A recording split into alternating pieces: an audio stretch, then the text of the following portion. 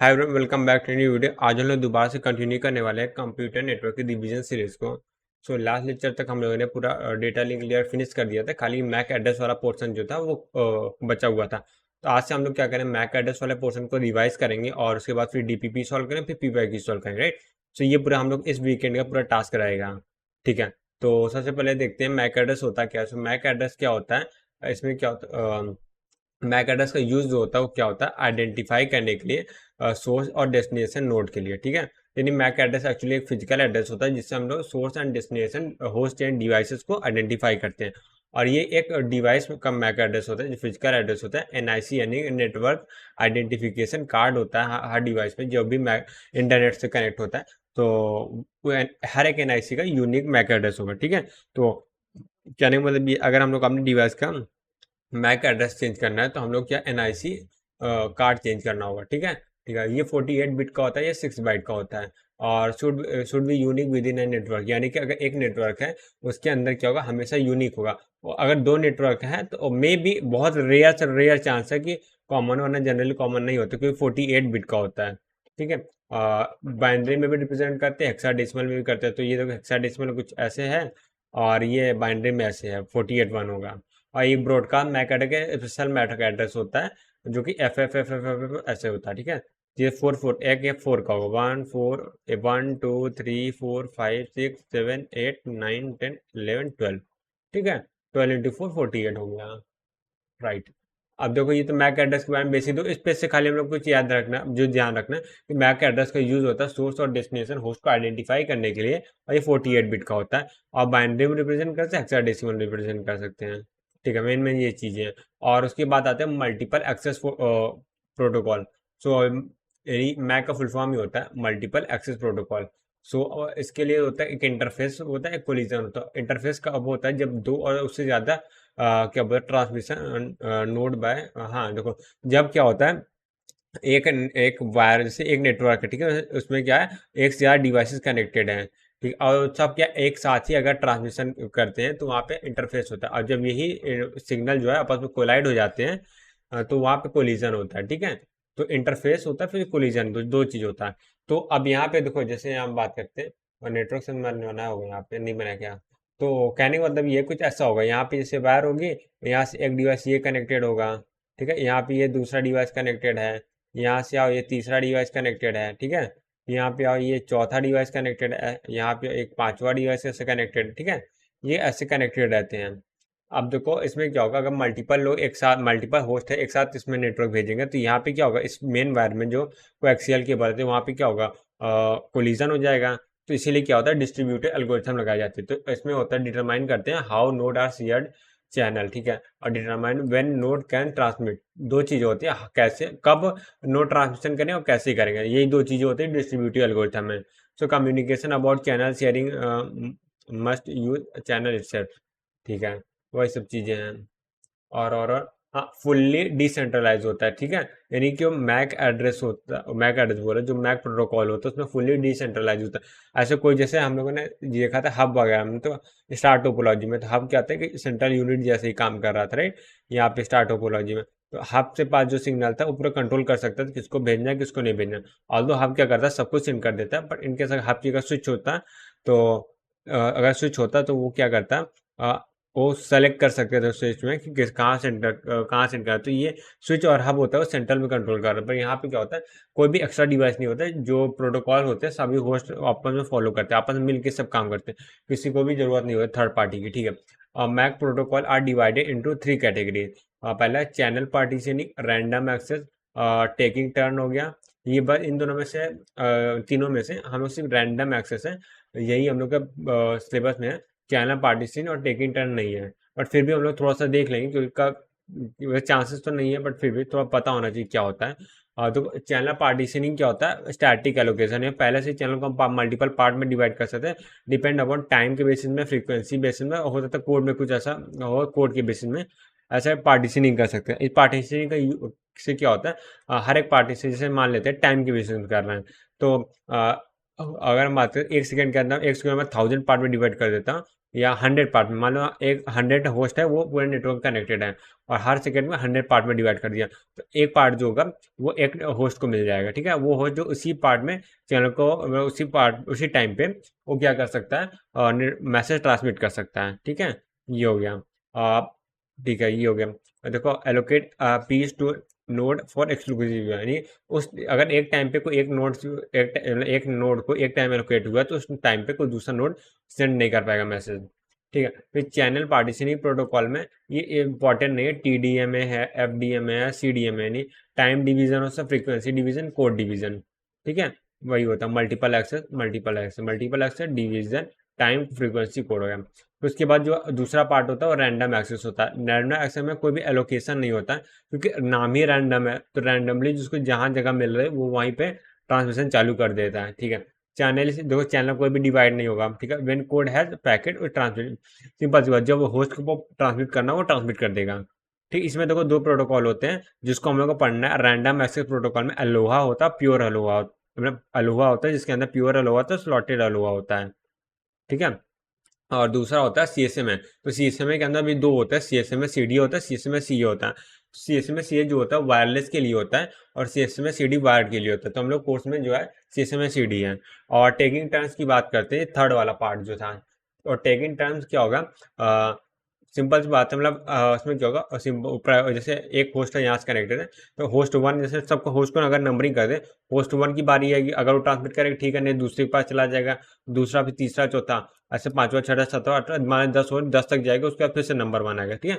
ऐसे मान लेते सर्कल में इमेजिन करते हैं, तो यहाँ से स्टार्ट होगा, इधर आते आते आते सबका नंबर आते आते आते आते फिर से इसका नंबर आएगा, फिर से यहाँ से आते आते आते यहाँ पे सबका नंबर आते आते आते आते लास्ट में यहाँ पे फिर से इसका नंबर आएगा, ऐसे बार बार चलता रहेगा, ठीक है। तो यहाँ पे कोई चांस ऑफ कोलिजन नहीं होता, क्योंकि सभी क्या है, एक ही टाइम पे at a time single he node क्या कर रहा है, सिंगल होस्ट या फिर नोड बोले वो ट्रांसमिशन कर रहा है, ठीक है। अब इसमें डायनेमिक एलोकेशन होता है, ठीक है। स्टैटिक को जो किसी को फिक्स नहीं है कि यही टाइम पे मिलेगा, सबका डायनेमिक होता है, डिपेंड करता है पोजीशनिंग पे, पोजीशन चेंज करोगे तो प्रायोरिटी चेंज हो जाएगी, राइट, ठीक है। ये हो गया। अब लोग आते हैं अपने और कोई बचा हुआ क्या, हाँ आज ये देखो कंट्रोल मैक एड्रेस होता है, तो रिजर्वेशन होता है, पोलिंग और टेकिंग, ये वाले चीज के लिए, इसके लिए कहाँ गया, ये टेकिंग टर्न्स वाले के 3 मेथड होते हैं कंट्रोल करने के लिए। तो देखो रिजर्वेशन हो सकता है, पोलिंग हो सकता है हाँ, कि मतलब हर डिवाइस है वो आपस में पोल कर दे कि किसको मिलना चाहिए। टेकिंग टोकन पासिंग हो सकता है, टोकन होगा, टेकन नहीं, ये टोकन।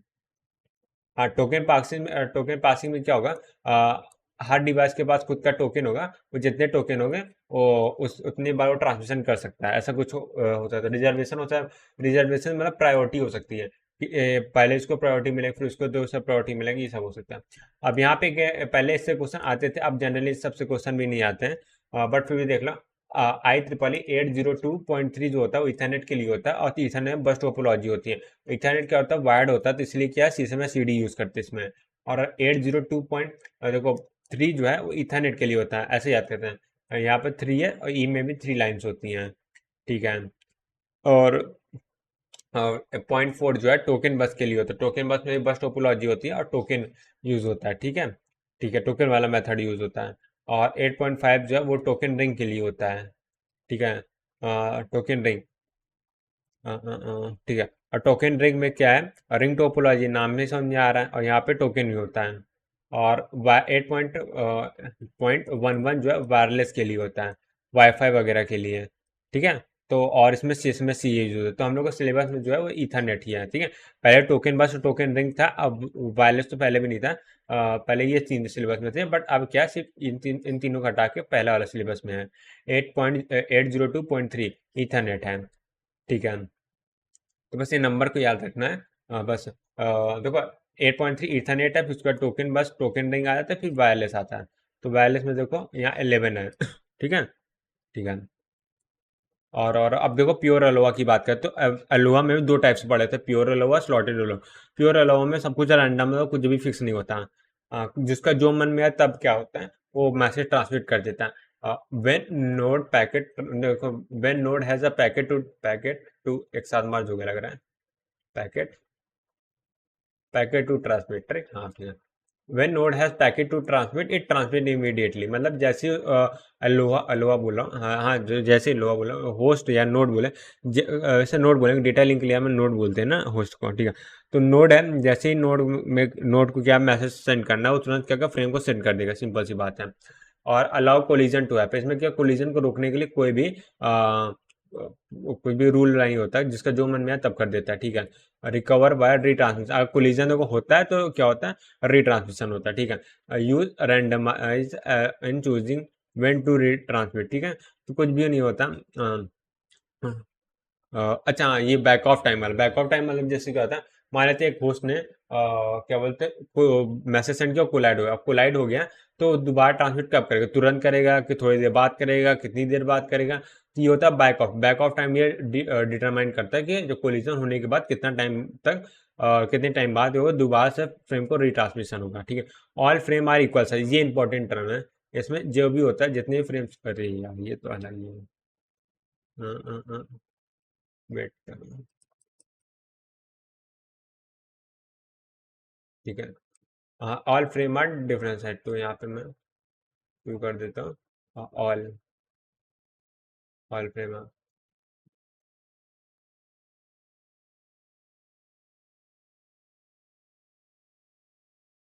मैं वाइट कर दे रहा हूँ, ये इंपॉर्टेंट चीज़ है, ठीक है। ये नहीं, इसमें जितनी फ्रेम्स होंगी सब इक्वल साइज की होंगी, ठीक है। ऐसा नहीं होगा हर फ्रेम जो अलग साइज की होगी, ठीक है। अब आगे देखो, रिसीवर सेंड एक्नॉलेजमेंट टू क्या बोलते हैं, सोर्स। अच्छा हाँ, ये पॉइंट इंपॉर्टेंट है, ये पॉइंट इंपॉर्टेंट इसलिए क्योंकि प्योर अलोहा में क्या होता है, रिसीवर जो होता है वो सेंड करता है एक्नॉलेजमेंट, और स्लॉटेड अलोहा में नहीं करता है, ठीक है। ओनली फॉर एवरी करेक्टली, जितने भी करेक्ट आएगा फ्रेम उसी के लिए होगा, ठीक है, विदाउट कोलिजन रिसीव्ड फ्रेम, ठीक है। यानी अब जब जो विदाउट कोलिजन रिसीव करेगा ना, अगर कोलिजन हो रहा है तो रिसीव नहीं कर पाएगा, सिंपल सी बात है। तो यहाँ पे देखो, अब यहाँ से देखो क्वेश्चन सॉल्व करने के लिए फॉर्मूला ही होता है, देखो, after transmitting a frame source wait for acknowledgement up to time out, ठीक है, टीओ मतलब टाइम आउट, ठीक है। और टाइम आउट टाइम क्या होता है, राउंड ट्रिप और प्रोपेगेशन डिले होता है। सो कितना इंतजार करेगा, सिंपल, अब देखो एक फ्रेम है, वो सेंड किया है, ठीक है, उससे पहुंचने में टीपी टाइम लग रहा है, फिर टीपी टाइम क्या होगा, उसका एक्नॉलेजमेंट टाइम लगेगा, सो टू टीपी टाइम तक वेट करेगा, उससे ज़्यादा वेट नहीं करेगा, राइट। सो टू टीपी क्या होता है यहाँ पे, सीएसएम में बोलो सॉरी, प्योर अलोवा का round trip time propagate time out time होता है, ठीक है, ये होता है राउंड ट्रिप प्रोपेगेशन डिले होता है, ठीक है। तो round trip propagation delay 2 TP का होगा, और यही 2 टीपी का होता है टाइम आउट टाइम होता है। ये इंपॉर्टेंट है, इससे क्वेश्चन आते हैं, मेरे ख्याल नेक्स्ट पेज में शायद क्वेश्चन नहीं होंगे, नहीं अभी नहीं, शायद आगे आएंगे फिर वनरेबल टाइम होता है, इसमें क्या होता है, time duration in which no transmission should do avoid collision, मतलब कि अगर एक फ्रेम सेंड हो रहा है time T equal to T पे, तो उसके कितना देर पहले और कितना देर बाद तक कोलिजन मतलब ट्रांसमिशन ना हो, ताकि जिससे क्या हो, मतलब कोई दूसरा हो, स्टार्टिंग समस्या छोड़ो, अभी क्या टाइम टी टी टाइम जो हो रहा है टी हो रहा है, ठीक है। इस टाइम पे अगर होस्ट ए है वो मैसेज सेंड करना चाहता है, ठीक है, अगर इससे कितना देर पहले और कितने देर बाद तक, यानी टी में से टी से कितना टाइम पहले और कितने टाइम बाद तक कोई और जो होस्ट है वो ट्रांसमिशन ना करे, जिससे कि कोलिजन हो। अगर गलती से यहाँ पे मान लेते हैं टी है T-1 ये, यहाँ पे कहीं अगर कोलिजन फ्रेम कर दिया, तो फ्रेम जो है एक ही साइज की होती है, राइट। यहाँ से अगर सेंड करना चालू करते तो यहाँ पे तो कोलाइड हो जाएगा, अगर यहाँ पे ट्रांसमिशन स्टार्ट कर दिया तो ये उससे कोलाइड हो जाएगा, तो वही सेफ टाइम कितना हम लोग का, तो इसी को वनरेबल टाइम बोलते हैं। तो इस टाइम को वैल्यू कहते हैं 2 × TX। अब देखो यहाँ पे अगर यहाँ से क्या ट्रांसमिशन स्टार्ट नहीं होता है, तो यहाँ पे कोलिजन होने के चांसेस बहुत कम है, क्योंकि ये फ्रेम जो है, एक मैं यहाँ पे ड्रॉ कर, एक सेकंड यार, हाँ यहाँ पे मैं अगर इसको ड्रॉ करूँ, ये कुछ ऐसा फ्रेम हो जाएगा, राइट। सो अगर यहाँ से लेकर TX टाइम तक, टी टाइम से TX टाइम पहले तक, पहले से कोई ट्रांसमिशन ना करें, और इसके टी से लेकर TX टाइम बाद तक कोई ट्रांसमिशन ना करें, तो यहाँ पे क्या होगा, कोलिजन के चांसेस जीरो हो जाएंगे, और जीरो, कोई कोई मतलब कोई कोलिजन नहीं होगा, ये तो क्लियर है। तो यहाँ पे 2 × TX हो जाता है, ठीक है, ठीक है, ये क्लियर है। तो यहाँ से दो फॉर्मूले निकलना है, पहला जो टीओ होता है 2 टीपी होता है, और जो TX वनरेबल टाइम होता है 2 TX होता है, ठीक है। अब देखो क्वेश्चन आते हैं, pure ALOHA MAC protocol use कर रहे हैं, फ्रेम लेंथ जो है 2000 बाइट की है, और चैनल ट्रांसमिशन रेट 1 Mbps है, बैंडविड्थ दे दिया गया है, और वनरेबल टाइम पूछा है, वन 2 TX होता है, TX निकाल लेंगे टीएक्स क्या होता है, फ्रेम लेंथ अपॉन बैंडविड्थ होता है, तो इससे आंसर आ जाएगा। हाँ, अब उसके बाद देखो दो और टर्म आते हैं। जी क्या होता है, मीन नंबर और ट्रांसमिशन पर फ्रेम, मीन नंबर और ट्रांसमिशन पर फ्रेम टाइम, यानी एक फ्रेम टाइम कितना टीएक्स टाइम पे है, टीएक्स टाइम पे कितने एवरेज ट्रांसमिशन हो रहा है वो जी होता है, और इन जी में से कितने सक्सेसफुल हो रहे हैं वही होता है थ्रूपुट। ठीक है, थ्रूपुट पर फ्रेम है, पर फ्रेम टाइम, थ्रूपुट पर फ्रेम टाइम, तो ठीक से टाइम लिख देता हूँ, पर फ्रेम टाइम। ठीक है, ठीक है, इसका मतलब क्या, average number of transmission success in the TX time, यानी कि अगर मैं टीएक्स टाइम में टोटल मैं बोलूँ कि कितने मैसेज सेंड हो रहे हैं, ठीक है, पैकेट कितने नंबर ट्रांसमिशन हो रहे हैं, वो एवरेज जो होगा वो जी होगा। अब मान लेते हैं टीएक्स में, टीएक्स वैल्यू 1 सेकेंड मान लेते हैं, 1 सेकेंड मान ले 10 जो है ट्रांसमिशन, 10 लोग 10 होस्ट हैं वो मैसेज सेंड कर रहे हैं। ठीक है, अब जो 10 होस्ट मैसेज सेंड करे तो जरूरी का 10 के 10 ही जो है वो पहुंच जाएंगे रिसीवर तक विदाउट एनी कोलिजन, तो मे भी हो सकता है 10 में से 1 और 2 पहुंच पाए। सो ये अगर 10 में से 1 सेकेंड में अगर 10 ट्रांसमिशन हो रहा है, 10 जो होगा जी की वैल्यू होगी, और 1 सेकेंड में अगर 2 सक्सेसफुल ट्रांसमिशन हो रहा है तो वही होगा एस की वैल्यू। तो सेम चीज 1 सेकेंड क्या है, टीएक्स है, तो टीएक्स टाइम पे जितने ट्रांसमिशन हो रहे हैं वो जी की वैल्यू हो गए, और टीएक्स टाइम पे जितने सक्सेसफुली ट्रांसमिशन हो रहा है वो हो गए एस की वैल्यू। ठीक है, ये दोनों मीन और एवरेज होंगे। ठीक है, अब देखो यहाँ से प्रोबेबिलिटी का फॉर्मूला आता है, प्रोबेबिलिटी इक्वल टू होती है, वो क्या हो गया, that frame does not involve in any collision. ठीक है, अब देखो पी प्रोबेबिलिटी होती है कि मतलब एक पैकेट अगर कोई ट्रांसमिट कर रहा है तो उसकी पी प्रोबेबिलिटी होगी कि वो कोलाइड नहीं करेगा। ठीक है, मान लेते हैं, एज्यूम कर रहा हूँ इतना। ठीक है, तो यहाँ पे जो सक्सेसफुल ट्रांसमिशन होगा जी इंटू पी होगा, तो जी में से वही होंगे जिसकी प्रोबेबिलिटी पी होगी। ठीक है, ठीक है, जी में से वही सक्सेसफुली वही एस में आएंगे, वही जी में जी का जो नंबर है वही एस में कन्वर्ट होंगे, जो 100% जो ये सक्सेसफुली क्या होंगे, अपने टारगेट रिसीवर तक पहुंच जाएंगे। राइट, वो अपने रिसीवर तक पहुंच जाएंगे, तो वहां पे पी प्रोबेबिलिटी है। राइट, यहाँ प्रोबेबिलिटी से मल्टीप्लाई कर दिया तो यहाँ एस बन जाएगा। ठीक है, तो ये फॉर्मूला हम लोग का निकल के आता है। ठीक है, तो ये याद रखना है, S equal to G into P. ठीक है, अब प्योर अलोवा को देखो, टी एक्स इक्वल टू क्या 10 मिली सेकेंड है, द एवरेज एग्रीगेशन मतलब average number of transmission across all the node is 5000 पर फ्रेम टाइम, पर फ्रेम सेकेंड है। ठीक है, पर फ्रेम सेकेंड, एक सेकेंड में इतने फ्रेम्स जो है ट्रांसमिशन क्या बोल सकते हैं ट्रांसमिट हो रहे हैं। ठीक है, आप लोग को निकालना क्या है, मीन ऑफ फ्रेम ट्रांसमिशन पर फ्रेम टाइम, तो इसका मतलब मीन मतलब क्या है, जी की वैल्यू निकालना है। ठीक है, अगर थ्रूपुट पूछा होता तो हम लोग को एस की वैल्यू निकालना है, तो जी निकालना है। तो देखो टीएक्स की वैल्यू कितनी दे दी है यहाँ पे 10 मिली सेकेंड, टीएक्स की वैल्यू 10 मिली सेकेंड, हम लोग को दी एक सेकेंड में 5000 फ्रेम ट्रांसमिट हो रहे हैं, तो एक मिली सेकेंड में कितने हो जाएंगे, 5 फ्रेम हो रहे हैं, तो 10 मिली सेकेंड में क्या है 50 फ्रेम होगा, यही तो जी की वैल्यू हो गई, बस इजी है। अब देखो कितना हो जाएगा, तो वी टी की वैल्यू क्या है 2 TX होती है। ठीक है, और एस की वैल्यू क्या है जी इंटू पी ए होती है। तो इन दोनों में अगर पॉइजन डिस्ट्रीब्यूशन मैथ में लगाते हैं, जो कि मैं लगा नहीं रहा हूँ यहाँ पे, तो P की वैल्यू क्या आती है, ई की पावर -2G आती है। ठीक है, ये आती है, तो यहाँ से S equal to G into P, P power -2G। ठीक है, ठीक है, हाँ हाँ, बस ठीक है, कुछ चीज़ें बस यहाँ पे याद रखनी है, जो यहाँ पे 4 फॉर्मूले हैं तो इन्हीं को याद रखना है, इससे क्या होगा सारे क्वेश्चन हो जाएंगे प्योर अलोवा में। अब देखो प्योर अलोवा में टी एक्स क्या 2 मिली सेकेंड दिए, एवरेज 4000 पर सेकेंड में क्या और ट्रांसमिट हो रहा है, थ्रूपुट पूछा, थ्रूपुट मतलब एस की वैल्यू पूछा गया है, तो एस की वैल्यू को देखो, S equal to G into P होता है, अभी हम लोगों ने देखा, तो जी इंटू पी, यहाँ पे पी की वैल्यू नहीं पता है ना जी की वैल्यू पता है, चलो जी की वैल्यू फिर भी निकालेंगे, पर पी नहीं पता है। ठीक है, तो ये फॉर्मूला नहीं लग पाएगा, तो हम लोग एस और जी अगर दो वैल्यू एस और जी पता है तो इसलिए हम डायरेक्टली ये फॉर्मूला लगा सकते हैं, पी इक्वल टू ई की पावर -2G होता है। बस इसकी वैल्यू रख देंगे तो यहाँ पे 18 इंटू ई की पावर -16 आ जाएगा, जी की वैल्यू 8 आ जाएगी। ठीक है, जी की वैल्यू जैसे लास्ट क्वेश्चन निकाल तो वैसे ही निकाल लेंगे। अब आते हैं S equal to G into e की पावर -2G। ठीक है, एस इक्वल टू, ये तो मैंने फॉर्मूला ही पढ़ा है, इसमें नया गया था। अच्छा हाँ सर, मैक्सिमम थ्रूपुट निकाल रहा है, ठीक है, हाँ ठीक है, तो मैक्सिमम थ्रूपुट निकालना है तो ऐसा मतलब इतना कैलकुलेशन की जरूरत नहीं है, तो मैक्सिमम थ्रूपुट यहाँ पे क्या आता है वो देखो, तो यहाँ पे मैक्सिमम थ्रूपुट तब आएगा जब जी की वैल्यू क्या होगी 1/2 हो जाएगी। ठीक है, तो जी की वैल्यू 1/2 होने का क्या मतलब है, जी की वैल्यू 1/2 होने का मतलब है टी एक्स टाइम पे क्या हो रहा है, क्या हो रहा है, जी की वैल्यू 1/2 होने क्या मतलब, जी 1/2 मतलब जो मीन है वो 1/2 यानी कि आधे फ्रेम क्या है वो ट्रांसमिट हो रहे हैं compare to T X time. ठीक है, जो टी एक्स टाइम है उससे आधे फ्रेम जो है वो ट्रांसमिट कर रहे हैं। ठीक है, हाँ यही होगा। तो यहाँ पे एस की वैल्यू देखो, यहाँ पे सिंपल से ये निकालना, थ्रूपुट कितना होता है 18.39% मैक्सिमम थ्रूपुट आता है। वो भी कब आता है, जब जी की वैल्यू क्या होगी, हाफ होगी। ये कब आएगा, एट जी इक्वल टू 1/2। और जो एस की वैल्यू होती है वो क्या होती है, मिनिमम होती है, मिनिमम। इससे कम हो, सॉरी एक्चुअली मैक्सिमम होती है, मैक्सिमम, सॉरी मिनिमम बोल रहा हूँ, मैक्सिमम।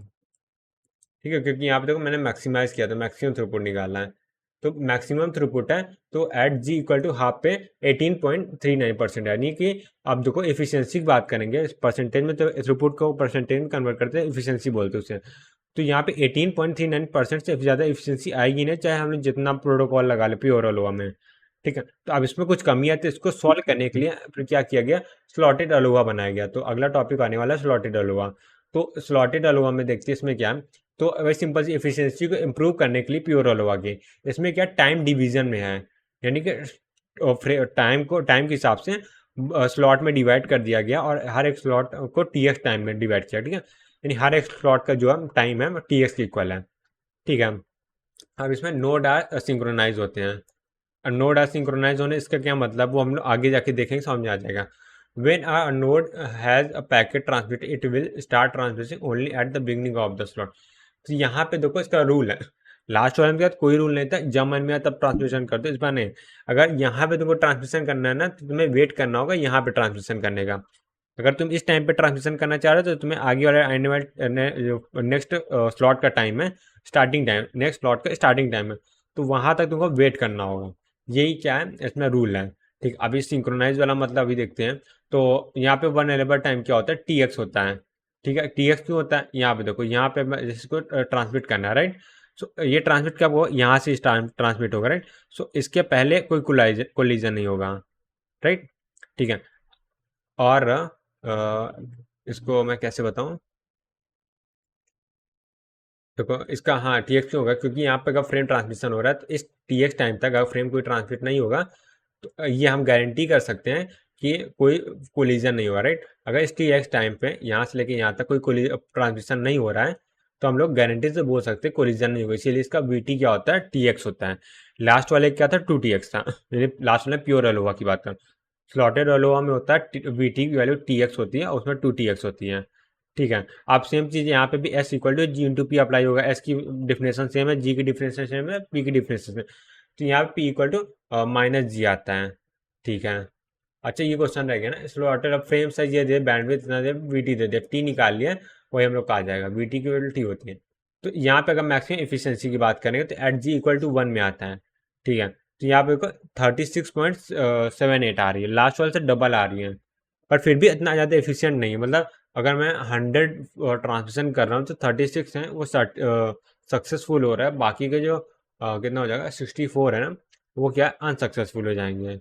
ठीक है, ये और लास्ट वाले में तो ये था कि अराउंड 18% सक्सेस हो रहे थे, बाकी 82% क्या हो रहा है, फेल हो जा रहे थे, या फेल क्या क्या मैं बोलूँगा, कोलाइड हो यार, ज़्यादा बेटर टर्म है। ठीक है, तो ये हो गया दो दो थ्रूपुट। ठीक है, अब ये तो अच्छा, यहाँ ग्राफ बचा हुआ, ग्राफ ग्राफ ऐसे देख लेते क्या है। तो ये ग्राफ क्या है, ये यहाँ से लेके ये गया है, ये है प्योर अलोवा ग्राफ।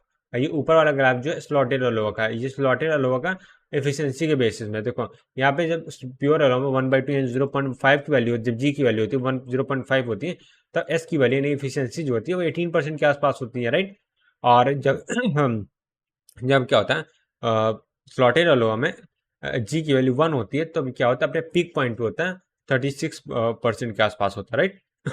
तो ग्राफ कुछ ऐसे बनता है और ये डाउन चला जाता है, इसका ग्राफ ये अप जाएगा, इससे डाउन चला जाएगा। यानी जी की वैल्यू अगर 1 से कम होती है या 1 से ज़्यादा होती है तो स्लॉटेड अलोवा की इफिशियंसी ऑर्डर डाउन हो जाती है, मैक्सिमम नहीं रहती है। ठीक है, यही चीज़ था। अब उसके बाद कुछ क्वेश्चंस करते हैं, फिर उसके बाद आगे बढ़ते हैं। तो प्योर अलोवा हम देखो, यहाँ पे क्वेश्चन दिया, हम लोग प्योर अलोवा यूज़ कर रहे हैं और फ्रेम लेंथ जो है 1000 बिट की है और बैंडविड्थ क्या 1 Mbps का। एवरेज नंबर ऑफ फ्रेम ही है, चलो ट्रांसमिशन 1000 पर सेकंड दिया, ठीक है, फ्रेम पर सेकंड दिया, यानी जी की वैल्यू दी है, और थ्रूपुट एस की वैल्यू पूछ रहा है, ठीक है। देखो यहाँ पे प्रोबेबिलिटी कुछ बात नहीं किया, तो पी की वैल्यू निकालने से, तो P equal to pure ALOHA में ई की पावर -2g होता है, तो सिंपल सी बात है, S equal to G into e की पावर -2g आ जाएगा। तो यहाँ से टी एक्स इक्वल टू क्या आएगा, 1000/10⁶ सेकेंड आ जाएगा, तो यहाँ से 1 मिली सेकेंड आ गया, ठीक है। तो यहाँ पे ये टी एक्स की वैल्यू आ गई, ठीक है। एक सेकंड, टी एक्स क्यों निकाल रहा हूँ यहाँ पे, हम लोग को निकालना है, थ्रूपुट निकालना है ना, एक सेकेंड, थ्रूपुट थ्रूपुट, एक सेकेंड, यहाँ जी की वैल्यू निकाल लिया, ठीक है, तो यहाँ पे रख दिया, और यहाँ -2g है, तो थ्रूपुट तो आ गया। तो यहाँ मैंने टी एक्स क्यों निकाला, टी एक्स की मेरे को ज़रूरत ही नहीं थी। अच्छा, यहाँ पे सेकंड क्वेश्चन में भी जरूरत पड़ सकती है, नहीं यार, number of average successful transmission पर सेकेंड, ठीक है, 1 मिली सेकेंड में इतने फ्रेम है, तो इसे टी एक्स से जरूरत नहीं, टी एक्स वी टी की जरूरत होगी, वी टी निकालना ही नहीं था हम लोग को, ठीक है। अब आते हैं यहाँ पे स्लॉटेड अलोवा के क्वेश्चन है, उस फ्रेम लेंथ जो है 4000 की है, बैंडविड्थ क्या 2 Mbps का, एवरेज रेट कितना, ये फ्रेम रेट की बात कर, कितने फ्रेम है पर सेकंड जा रहा है, तो यहाँ पे 1000 फ्रेम पर सेकंड जा रहा है, फिर से जी की वैल्यू दे दिया, थ्रूपुट पूछा है पर फ्रेम टाइम, यानी एस की वैल्यू पूछा है पर फ्रेम टाइम में, ठीक है। तो फ्रेम की लेंथ पता है और बैंडविड्थ पता है, ठीक है, क्या करना है, तो यहाँ पे मैंने टी एक्स क्यों निकाला है यार, अच्छा सॉरी, टी एक्स की जरूरत थी भाई, हम मैं क्या कर रहा हूँ, टी एक्स के टाइम पे निकालना है, हाँ सॉरी सॉरी, तो ठीक है, सही सही सही था, मैं क्या बस हवा में निकाल दिया। सो टी एक्स के टाइम क्या होगा, 2 Mbps है, ठीक है, तो 1000 फ्रेम हो रहा है पर सेकंड हो रहा है, यानी एक सेकंड में 1000 फ्रेम हो रहा है, तो हम लोग को टी एक्स टाइम में 2 मिली सेकंड में निकालना है, तो वहाँ से 2 फ्रेम आ गए, तो जी की वैल्यू 2 आ गया, अब जी की वैल्यू 2 आ गए, सिंपल सा जी की वैल्यू को यहाँ रख देंगे। अच्छा, यहाँ ई की पावर -g होता है, स्लॉटेड हुआ है, तो यहाँ से इसलिए याद देगा, तो ये कुछ वैल्यूज आ जाएंगे आंसर में। और उसके बाद अब आते हैं स्लॉटेड हुआ क्वेश्चन है, एन स्टेशन है, ठीक है, और all station attempt to transmit packet each इस टाइम स्लॉट प्रोबेबिलिटी ये है, ठीक है। देखो देखो, कहने का मतलब क्या है, यहाँ पे देखो किसी एक नेटवर्क में एन स्टेशन मतलब एन होस्ट है, ठीक है, और उसकी पी जो है ट्रांसमिशन प्रोबेबिलिटी है, इन एन होस्ट है, हर होस्ट की होस्ट ट्रांसमिट करेंगे उसकी प्रोबेबिलिटी पी है, तो ट्रांसमिट नहीं करेंगे उसकी प्रोबेबिलिटी 1 - p होगी, ठीक है। और कोई एक पर्टिकुलर फ्रेम है, वो क्या है सक्सेसफुल, वो क्या station transmit in given slot, ठीक है, यानी कि वही एक अकेले ट्रांसमिट करेगा उन पर्टिकुलर गिवन स्लॉट में, ठीक है। यानी कि मान लेते वो ऑलरेडी सिलेक्टेड है, मान लेते वो पहला फ्रेम है, तो पहला होस्ट है, पहला होस्ट क्या है, वो पी उसकी प्रोबेबिलिटी भी होनी चाहिए, बाकी के जो क्या n-1 है, उनकी प्रोबेबिलिटी क्या 1 - p होगी, तो यहाँ से फॉर्मूला बन जाएगा p इंटू 1 - p की होल पावर n-1, ठीक है। तो इसी और उसके बाद दूसरा, अगर any1 की बात करेंगे तो यहाँ सिलेक्शन भी करना पड़ेगा, तो यहाँ से n-c1 यहाँ से आ जाएगा, तो यहाँ पे ये फॉर्मूला बन के आ जाता है n into P into 1 - p की होल पावर n-1, तो यहाँ पे मैंने लिखा भी होगा, हाँ ये देखो,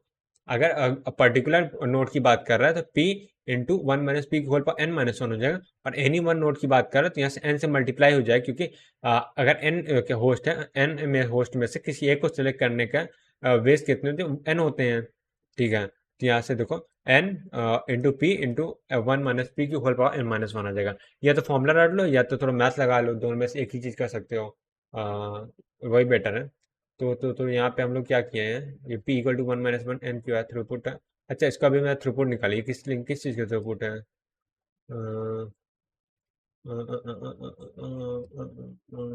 ठीक है।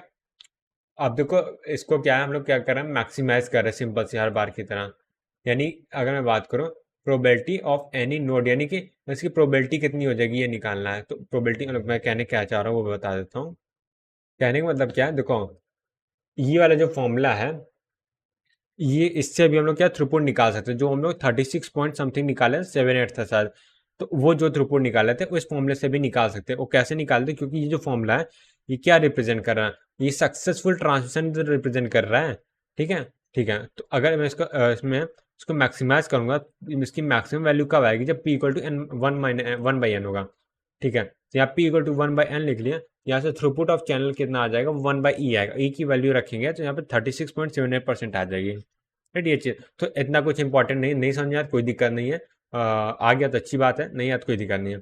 अब आते हैं बैक ऑफ टाइम पे, तो बैक ऑफ टाइम तब यूज करते हैं जब कोलिजन होता है, उसके बाद क्या होता है, हम लोग को ये चेक करना होता है कि दोबारा ट्रांसमिशन कितनी देर बाद होगा, ठीक है।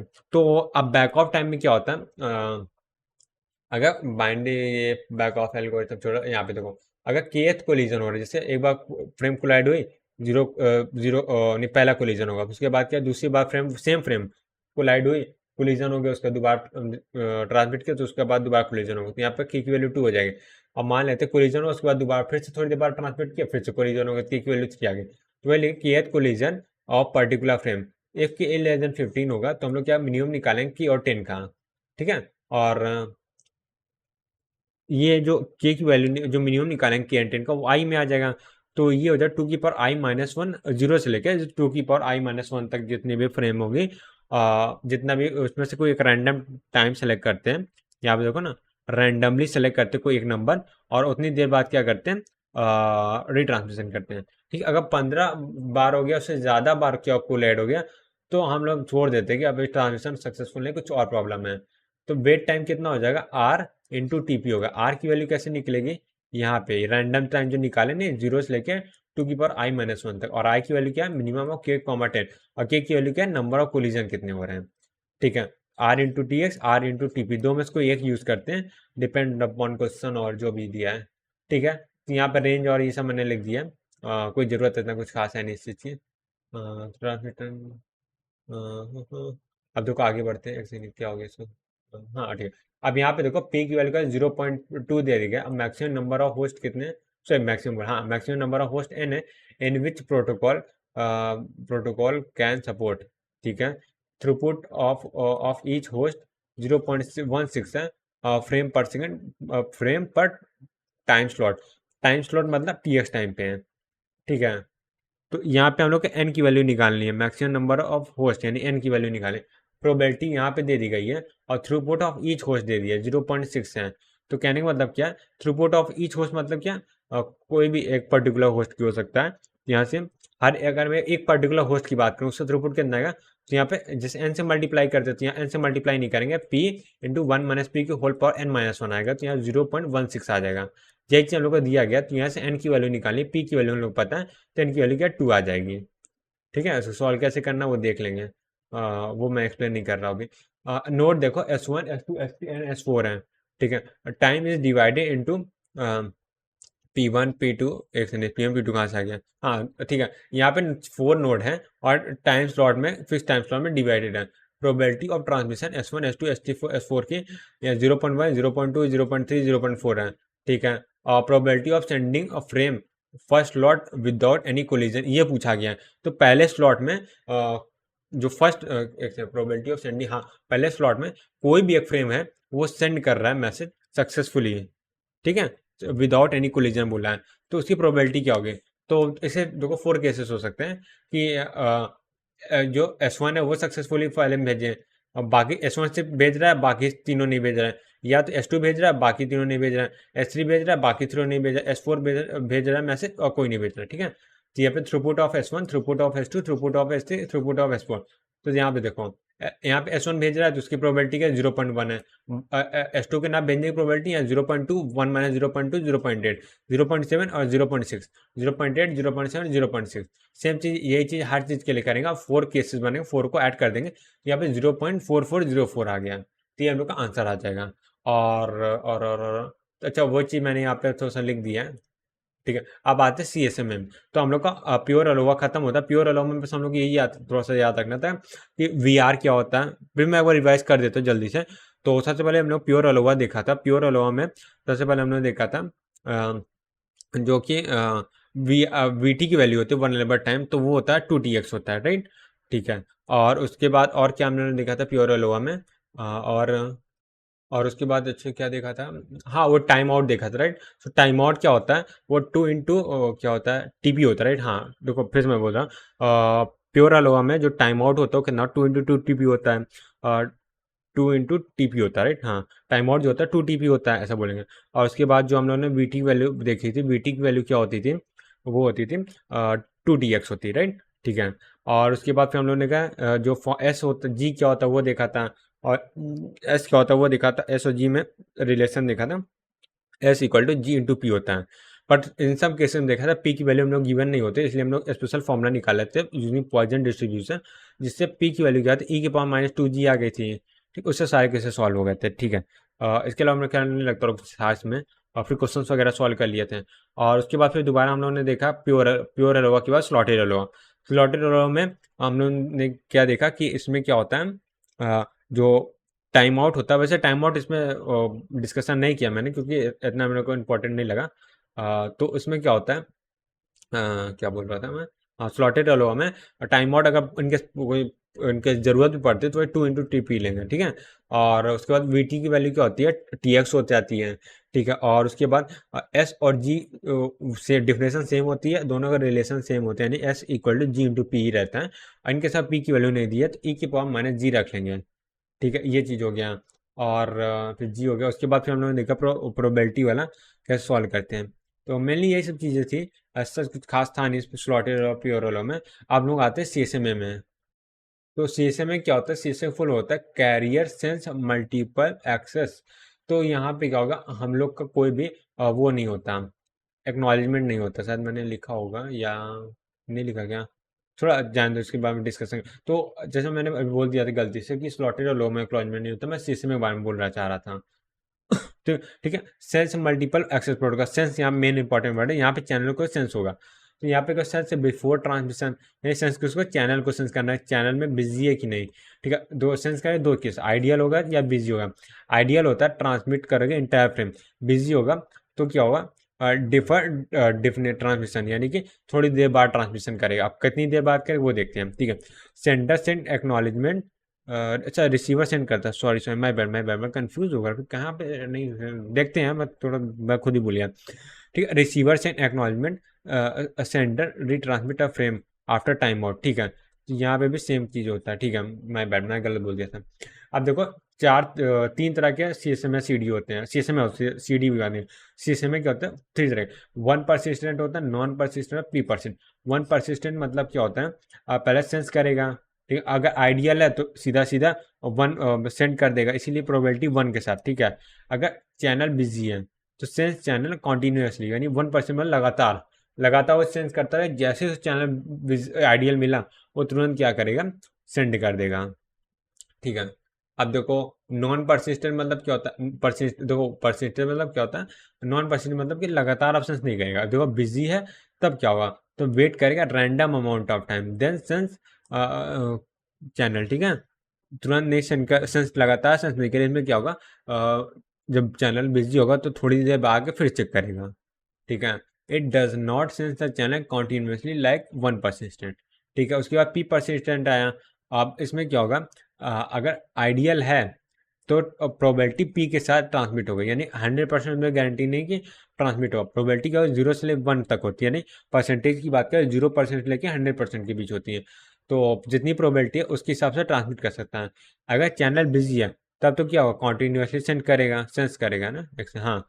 तब ये भी 1 परसिस्टेंट जैसा ही होता है, तो बट ये क्या होता है, वो प्रोबेबिलिटी 1 के साथ ट्रांसमिट करती है, प्रोबेबिलिटी पी के साथ ट्रांसमिट करता है, दोनों सेम ही है। अब ये प्रोबेबिलिटी क्या होती है, चेंज होती रहती है, हमेशा कांस्टेंट नहीं रहती है। अगर ट्रैफिक ज़्यादा हो जाएगा तो पी की वैल्यू क्या होगी, 0 के पास आ जाती है, ठीक है। और ट्रैफिक लो हो जाता है, पी की प्रोबेबिलिटी 100% के पास हो जाती है, यानी 80% 90% ऐसा हो जाता है, ठीक है। तो ये तो CSMA के बारे में। अब CSMA में देखो कुछ खास था नहीं और कुछ क्वेश्चंस वगैरह भी नहीं है, सीधा सीधा। अब आते हैं CSMA CD में। तो CSMA CD इंपॉर्टेंट प्रोटोकॉल है, हाँ ये है, इसी चीज़ की मैं बात है। CSMA CD में कोई एक्नॉलेजमेंट नहीं होता। तो ये भी देखो CSMA का ही एक पार्ट होता है, CSMA CD, यानी CSMA CD भी क्या करता है, CSMA का ही यूज़ करता है। तो CSMA में क्या होता है, लगातार चैनल सेंस करते रहते हैं, या चैनल को सेंस करना है मेन चीज़ है, ठीक है। लगातार होगा या तो नॉन परसिस्टेंट है तो थोड़ी देर बाद होगा, बट चैनल को सेंस करना है। आप देखो उसमें क्या होता है, CSMA कोलिजन डिटेक्शन, यानी इसमें क्या कोलिजन डिटेक्ट होगा, इसीलिए क्या होता है, इसमें एक्नॉलेजमेंट नहीं होता है, ठीक। एप्लीकेशन ओनली अरे वायर्ड के लिए होता है, इसमें बताया बस टोपोलॉजी यूज होता है। Sense before transmission, sense while transmission. अगर सेंस हम लगातार सेंस करते रहेंगे जब तक कि क्या फ्रेम जो है रिसीवर तक पहुंच नहीं जाती, तब तक क्या हम लोग पता चल जाएगा। कोलिजन होगा तो हम लोग ऑलरेडी इन्फॉर्मेशन मिल जाएगी, अगर नहीं होगा तो नहीं मिलेगी। तो अगर कोई हम लोग को ऑलरेडी पता चल जा रहा है कोलिजन हुआ है कि नहीं हुआ है, फ्रेम पहुंचा है कि नहीं पहुंचा है, तो हम लोग को एक्नॉलेजमेंट की जरूरत ही नहीं है, तो इसीलिए इसमें एक्नॉलेजमेंट नहीं होता है, ठीक है। To detect collision minimum frame, हाँ ये इंपॉर्टेंट टाइम है, minimum frame transmission delay should be TX जो होता है, वैसे एक्चुअली फॉर्मूला नहीं है वो, इसमें वो भी ऐड होता है, क्या बोल सकते हैं, जो लगातार 1 1 1 क्या होता है, गार्बेज वैल्यू क्या क्या टर्म, मैं टर्म भूल रहा हूँ, तो उसको भी ऐड करते हैं वो, ठीक है, बाद में देखेंगे। To detect collision minimum frame transmission delay should be greater than equal to maximum round trip delay time. तो यानी कि अब ऐसा देखो, यहाँ पे कोई बनाया होगा सर, हाँ, मान लेते हैं यहाँ पे होस्ट है, वो मैसेज सेंड किया, हम लोग के एक्सट्रीम केस देख रहे हैं, ठीक है, यहाँ पे होस्ट है और ये मैसेज सेंड करा, सेंड करा, सेंड करा, होस्ट बी पे जस्ट पहुंचने वाला था, मतलब बहुत पास, एकदम करीब पहुंच गया था, जीरो डिस्टेंस ऑलमोस्ट, ठीक है, ऑलमोस्ट जीरो थी। तो अब यहीं पे कोलिजन हो गया। तो यहाँ पे, यहाँ होस्ट ए से होस्ट बी को मैसेज जो फ्रेम है उसको आने में कितना टाइम लगा होगा, टीपी टाइम लगा होगा, राइट, ठीक है। अब यहाँ से जो जब क्या बोलते हैं कोलिजन होगा, तो यहाँ से जो कोलिजन सिग्नल है यहाँ तक पहुँचने में कितना टाइम लगेगा, टू टीपी टाइम लगेगा। तो अगर होस्ट ए है, होस्ट बी को मैसेज भेज रहा है और फ्रेम सेंड कर रहा है, तो अगर उसे ये चेक करना है कि कोलिजन हुआ है कि नहीं हुआ, तो हम लोग क्या करेंगे, जो ट्रांसमिशन टाइम है वो टी एक्स है, उसको क्या 2 TP से ग्रेटर रखेंगे, ठीक है, यानी पूरे चैनल पूरी फ्रेम बढ़ जाएगी, ठीक है, इतनी ज़्यादा फ्रेम्स हो जाएगी कि कहीं भी डिटेक्शन हुआ लोग पता चल जाएगा, ठीक, इसीलिए क्या टी एक्स जो होता है ग्रेटर देन 2 TP होता है, ठीक है, ठीक है, ठीक है। तो यहाँ पे हम लोग याद रखना है टी एक्स जो होगा ग्रेटर देन 2 TP होगा, ठीक है, ठीक है, ठीक है। और यहाँ पे देखो फ्रेम होता है और बैंडविड्थ होता है, टी एक्स की वैल्यू 2 TP होती है, यहाँ से तो मिनिमम फ्रेम साइज जो है वो 2 TP बैंडविड्थ होता है। तो इससे भी निकाल सकते हैं या तो अपने से निकाल सकते हैं, मतलब कहने का मतलब ये है कि विदाउट एनी यूजिंग फॉर्मूला लगा सकते हैं हम लोग, मतलब सॉरी मैं क्या बोल रहा हूँ, मैं बोल रहा हूँ कि ये जो फॉर्मूला है इसकी जरूरत नहीं है, हम लोग बस ये याद रखना है, ये तो कॉन्सेप्ट है, जो टी एक्स हो ग्रेटर देन 2 TP तो इससे ही निकाल सकते हैं, ठीक है, क्योंकि देखो फ्रेम साइज है उसी को चेंज कर सकते हैं, बैंडविड्थ तो किसी चैनल कांस्टेंट ही होती है, कोई वायर है उसकी बैंडविड्थ तो सेम ही होगी, ठीक है, तो टीपी भी सेम ही होगी, वो डिस्टेंस अपॉन स्पीड होता है, तुम सिग्नल की स्पीड नहीं चेंज कर सकते हो, तो उसके लिए क्या केबल चेंज करनी पड़ेगी, तो केबल चेंज का बैंडविड्थ तो ये भी चेंज हो जाएगा, तो सिर्फ क्या फ्रेम में ही हो सकता है, तो फ्रेम को मिनिमम मैक्सिमम किया जा सकता है, मैक्सिमम फ्रेम साइज कुछ भी हो कोई दिक्कत है, मिनिमम फ्रेम साइज होना चाहिए, मिनिमम फ्रेम साइज का 2 TP इंटू बैंडविड्थ होना चाहिए। तो बस यहाँ पे देखो डिस्टेंस दे दिया है, बैंडविड्थ दे दी है और स्पीड दे दी है, तो यहाँ से क्या टीपी निकल आएगा, और यहाँ से पैकेट साइज पूछा, बैंडविड्थ देखा है दे दिया है, तो यहाँ से क्या होगा, टी एक्स वाले फॉर्मूले से आंसर आ जाएगा। तो यहाँ से देखो मिनिमम पैकेट साइज होगा वो 2 × TP होता है, तो 2 × TP, टीपी की वैल्यू कहाँ से निकालेंगे, यहाँ से निकालेंगे, इंटू बैंडविड्थ, अब इससे को सॉल्व करेंगे तो यहाँ से 25 आंसर आ जाएगा, और यहाँ पे सी यूज हुआ था, राइट। अब देखो बैंडविड्थ दे दिया, डिस्टेंस दे दिया, सिग्नल स्पीड दे, फ्रेम से सेम वही फॉर्मूला लगाना है, ऐसा कुछ खास है नहीं इसमें, तो मैं नहीं डिस्कस करने वाला। अब मिनिमम फ्रेम साइज निकालना है, इसमें सी डी है, बैंडविड्थ है, डिस्टेंस है, लिंक स्पीड मतलब वही स्पीड जिससे का टीपी निकालते हैं, तो डिस्टेंस अपॉन स्पीड से टीपी आ जाएगा, और फ्रेम से पूछा बैंडविड्थ, सेम ही क्वेश्चन है, ऐसा कुछ नया नहीं है, बैंडविड्थ है, इसमें सी डी यूज का मिनिमम फ्रेम साइज है, और मिनिमम सिग्नल प्रोपेगेशन टाइम दे दिया गया, minimum signal propagation time, bandwidth दे दिया, फ्रेम साइज पूछा है, हाँ ठीक है, वही है सिग्नल प्रोपेगेशन टाइम, तो यहाँ पे क्या दे दिया गया, एक सेकेंड, सीधा सीधा मिनिमम प्रोपेगेशन, हाँ प्रोपेगेशन की बात किया ना, ठीक है, सिग्नल स्पीड की प्रोपेगेशन की बात, प्रोपेगेशन टाइम मतलब टीपी दे दिया गया, ठीक है, तो यहाँ से टीपी भी कैलकुलेट नहीं करना था इसमें, तो और इजी था। अब देखो इसमें क्या डेटा ट्रांसफर रेट क्या होता है, बैंडविड्थ होता है, और 100 Mbps दे दिया, डिस्टेंस 1 किलोमीटर दे दिया, फ्रेम साइज ये दे दिया, इस बार देखो वही चीज़ है, कुछ चीज़ इन्फॉर्मेशन दे रहा कुछ नहीं दे रहा, सेम फॉर्मूला लगा के निकालना है, ऐसा कुछ नहीं है। अब देखो यहाँ पे क्या दे दिया गया है, H A 2 TP collision may happen, collision will never will happen, हाँ ये अच्छा है कॉन्सेप्ट है, याद आ गया मेरे को। सो देखो होस्ट ए है, यहाँ पे होस्ट बी है, ठीक है, यहाँ से यहाँ तक 2 TP है, ठीक है, मतलब यहाँ से यहाँ तक जो डिस्टेंस है 2 TP है, अगर कहने का मतलब ये है कि अगर होस्ट ए ने 2 TP टाइम से ज़्यादा तक 2 TP टाइम एटलीस्ट मेंटेन कर लिया है, और 2 TP टाइम कोलिजन नहीं हुआ, तो फ्यूचर में कभी भी कोलिजन नहीं होगा, क्यों कोलिजन नहीं होगा, क्योंकि यहाँ होस्ट ए है, होस्ट बी है, ठीक है, ठीक है। अब ये 2 TP टाइम पे क्या होगा, यहाँ से मैसेज सेंड होगा, और क्या कह सकते हैं, एक सेकंड रुक जाओ, और ये नहीं, हाँ, तो कहने का मतलब यहाँ पे देखो ये होस्ट ए है, अगर कोलिजन एक्सट्रीम केस से यहाँ पे होता जो मैंने अभी जस्ट केस से किया था, तो यहाँ से यहाँ तक पहुँच जाए 2 TP टाइम लगे। यानी कि अगर वर्स्ट केस में भी कोलिजन हो रहा है तो 2 TP टाइम तक होस्ट ए तक पहुँच जा रही है इन्फॉर्मेशन, राइट। तो अब यह होस्ट ए तक पहुँच जा रही है, बट अगर 2 TP टाइम से ज़्यादा हो गया तो बीच में जितने भी फ्रेम क्या बोल सकते हैं होस्ट होंगे, तो उनको तो ऑलरेडी पता होगा ना कि वो जब भी चैनल को सेंस करेंगे, चैनल क्या बिजी बताएगा, तो वो लोग ट्रांसमिट करेंगे ही नहीं, सिंपल सी बात है। तो क्या होगा, चैनल में कभी कोलिजन नहीं हुआ और 2 TP टाइम मेंटेन कर लिया। 2 TP टाइम से कम मेंटेन किया तो मे बी हो भी सकता है, नहीं भी हो सकता कोलिजन। हम लोग गारंटी के साथ नहीं बोल सकते हैं। यही पूरा कंडीशन दिया गया, ऐसा कुछ खास है नहीं इसमें। Collision happen, transmission will transmit continue one अल्टिन। हाँ, अब देखो इसीलिए ना, तो ये वाला जो रूल था कि 2 TP टाइम तक क्या है, अगर कोलिजन नहीं होता है तो कोलिजन नहीं होगा कभी भी। ये जो रूल है, मतलब ये जो इन्फॉर्मेशन, इसी को लेके एक नया रूल बना दिया गया है कि जो मिनिमम ट्रांसमिशन टाइम होगा वो 2 TP होगा ही होगा। इनके साथ कोलिजन हो भी जाता है तब भी क्या हम लोग ट्रांसमिट करेंगे। और हाँ, मैं जैम सिग्नल की बात कर रहा, ट्रांसमिट क्या करेंगे, जैम सिग्नल करेंगे लगातार। ठीक है, इनकेस मान लेते हैं टीपी टाइम तक कोलिजन हुआ, मतलब फ्रेम सेंड हुआ और टीपी टाइम पे कोलिजन हो गया। ठीक है, अब बाकी जो टीपी टाइम बचा हुआ है, 2 TP है ना, एक टीपी में फ्रेम सेंड हो गया, दूसरे टीपी में कोलिजन हो गया, तो दूसरे टीपी में टाइम बचा हुआ है कंटिन्यू लगातार 1-1 हो गए। इससे क्या होगा, सबको पता चल जाएगा पूरे सिग्नल चैनल पे कि यहाँ पे कोलिजन हुआ है। ठीक है, बस ये कहो, सबको बता देते कि हाँ यहाँ पे कोलिजन हुआ है। ठीक है, तो इसी को जैम सिग्नल बोलते हैं। तो जैम सिग्नल अगली हेडिंग होगी मेरे ख्याल से। हाँ, जैम सिग्नल नॉट इंपॉर्टेंट है क्योंकि गेट में जनरल क्वेश्चन नहीं आते। ये 32-48 डिपेंड अपॉन द इम्प्लीमेंटेशन होता है, कैसे क्या इम्प्लीमेंट हो रहा है।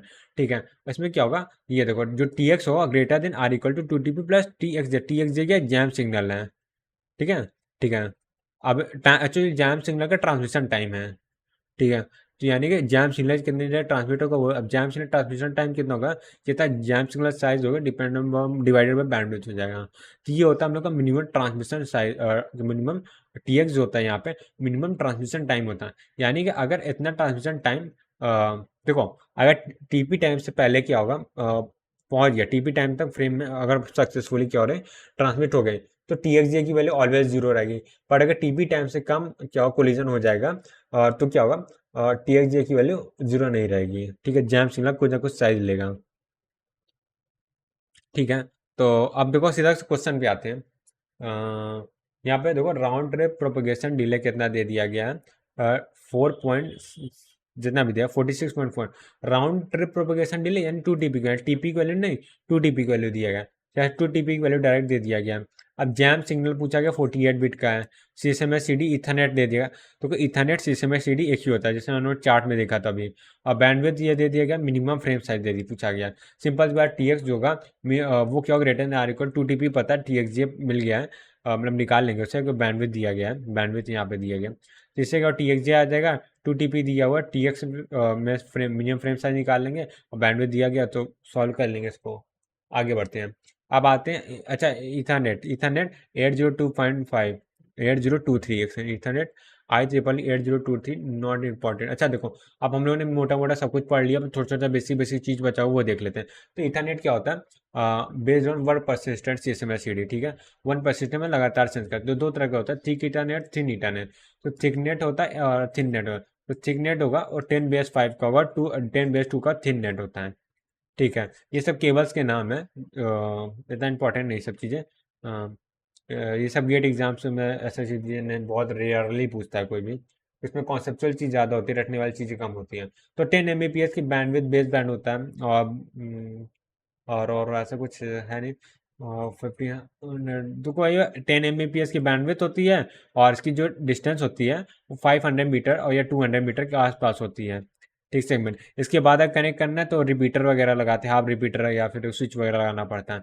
तो ब्रॉडबैंड और बेस बैंड डिफरेंस होता है, ब्रॉडबैंड जो होता है वो एनालॉग सिग्नल कम करता है, बेस बैंड जो होता है डिजिटल सिग्नल में होता है। ठीक है, और फ्रेम की साइज हो गई 64 by 158 बाइट होती है। और इंटर फ्रेम गैप मतलब एक फ्रेम दो फ्रेम के बीच में गैप होता है थोड़ा सा। अच्छा, यहाँ गैप होता है तो यहाँ फ्रेमिंग का कोई कॉन्सेप्ट नहीं यूज होता। ठीक है, इथरनेट में फ्रेमिंग नहीं यूज होता, इसीलिए इथरनेट में नहीं यूज होता, बट डेटा लिंक लेयर में यूज होता है।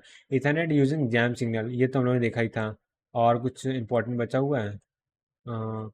ठीक है, प्रियम्बल, प्रियम्बल 8 बाइट का, प्रियम्बल को जो है सिंक्रोनाइजेशन के लिए यूज होता है। ठीक है, ये देखो, इसमें क्या होता है 1010, टोटल देखो 8 बिट का होता है, 7 बिट का 1010 होगी। लास्ट की जो देखो 7 बाइट है, अच्छा सॉरी सॉरी, जो 7 बाइट है यानी 56 बिट होगी, 101010 ऐसे रहेगी, ठीक है। और बाकी के जो 1 बाइट है यानी कि 1 बाइट 8 बिट, 8 बिट जो होगी लगातार 1 1 होगी, ठीक है। 1 बाइट यानी 8 बिट है, यानी सिंगल 1 लिखने का मतलब क्या है, 4 टाइम्स 1 है, ठीक है। ठीक है, वो 1 1 हो 1 1, ठीक है, 1 1 हो गई, ठीक है। 1010 1 1 है, ठीक है। इसे प्रियम्बल बोलते हैं, फॉलोड बाय SFD। तो ये क्या हेडर में स्टोर होता है प्रियम्बल, ठीक है। और इससे क्या होता है, जब भी कोई मैसेज सेंड करते हैं तो स्टार्टिंग में तो सिंक्रोनाइज नहीं रहता, क्योंकि स्पीड और फ्रीक्वेंसी सबकी अलग अलग होती है हर डिवाइसेस। तो स्टार्टिंग को सिग्नल भेज देते हैं, जिससे क्या होता है जो रिसीवर है और यानी जो सिग्नल अभी अभी आया चैनल से, और रिसीवर दोनों आपस में सिंक्रोनाइज हो जाए। तो रिसीवर क्या है, जब 1010 आ रहा है तो समझ जाएगा स्टार्टिंग में प्रियम्बल आ रहा है, और उसके बाद क्या, जैसे ही इसको 1 1 मिल गया तो समझ जाए अब इसके बाद क्या होगी, जो एक्चुअल फ्रेम है वो यहाँ से स्टार्ट होगी, ठीक है। SFD हो गया 1 इंस्टेंट और 0, ठीक है, ending with 1 instant to break the bit pattern signal starting में। ये कुछ खास है नहीं इसमें। एक्सपोनेंट बैक ऑफ टाइम, ये तो ऑलरेडी हम लोग चेक कर चुके थे। हाँ ठीक है, ये सब क्वेश्चन देख लेते हैं ना इसमें, और कुछ खास बचा नहीं है इसमें। इथरनेट में देखो एक क्वेश्चन है, एक होस्ट ए है और एक होस्ट बी है, ठीक है।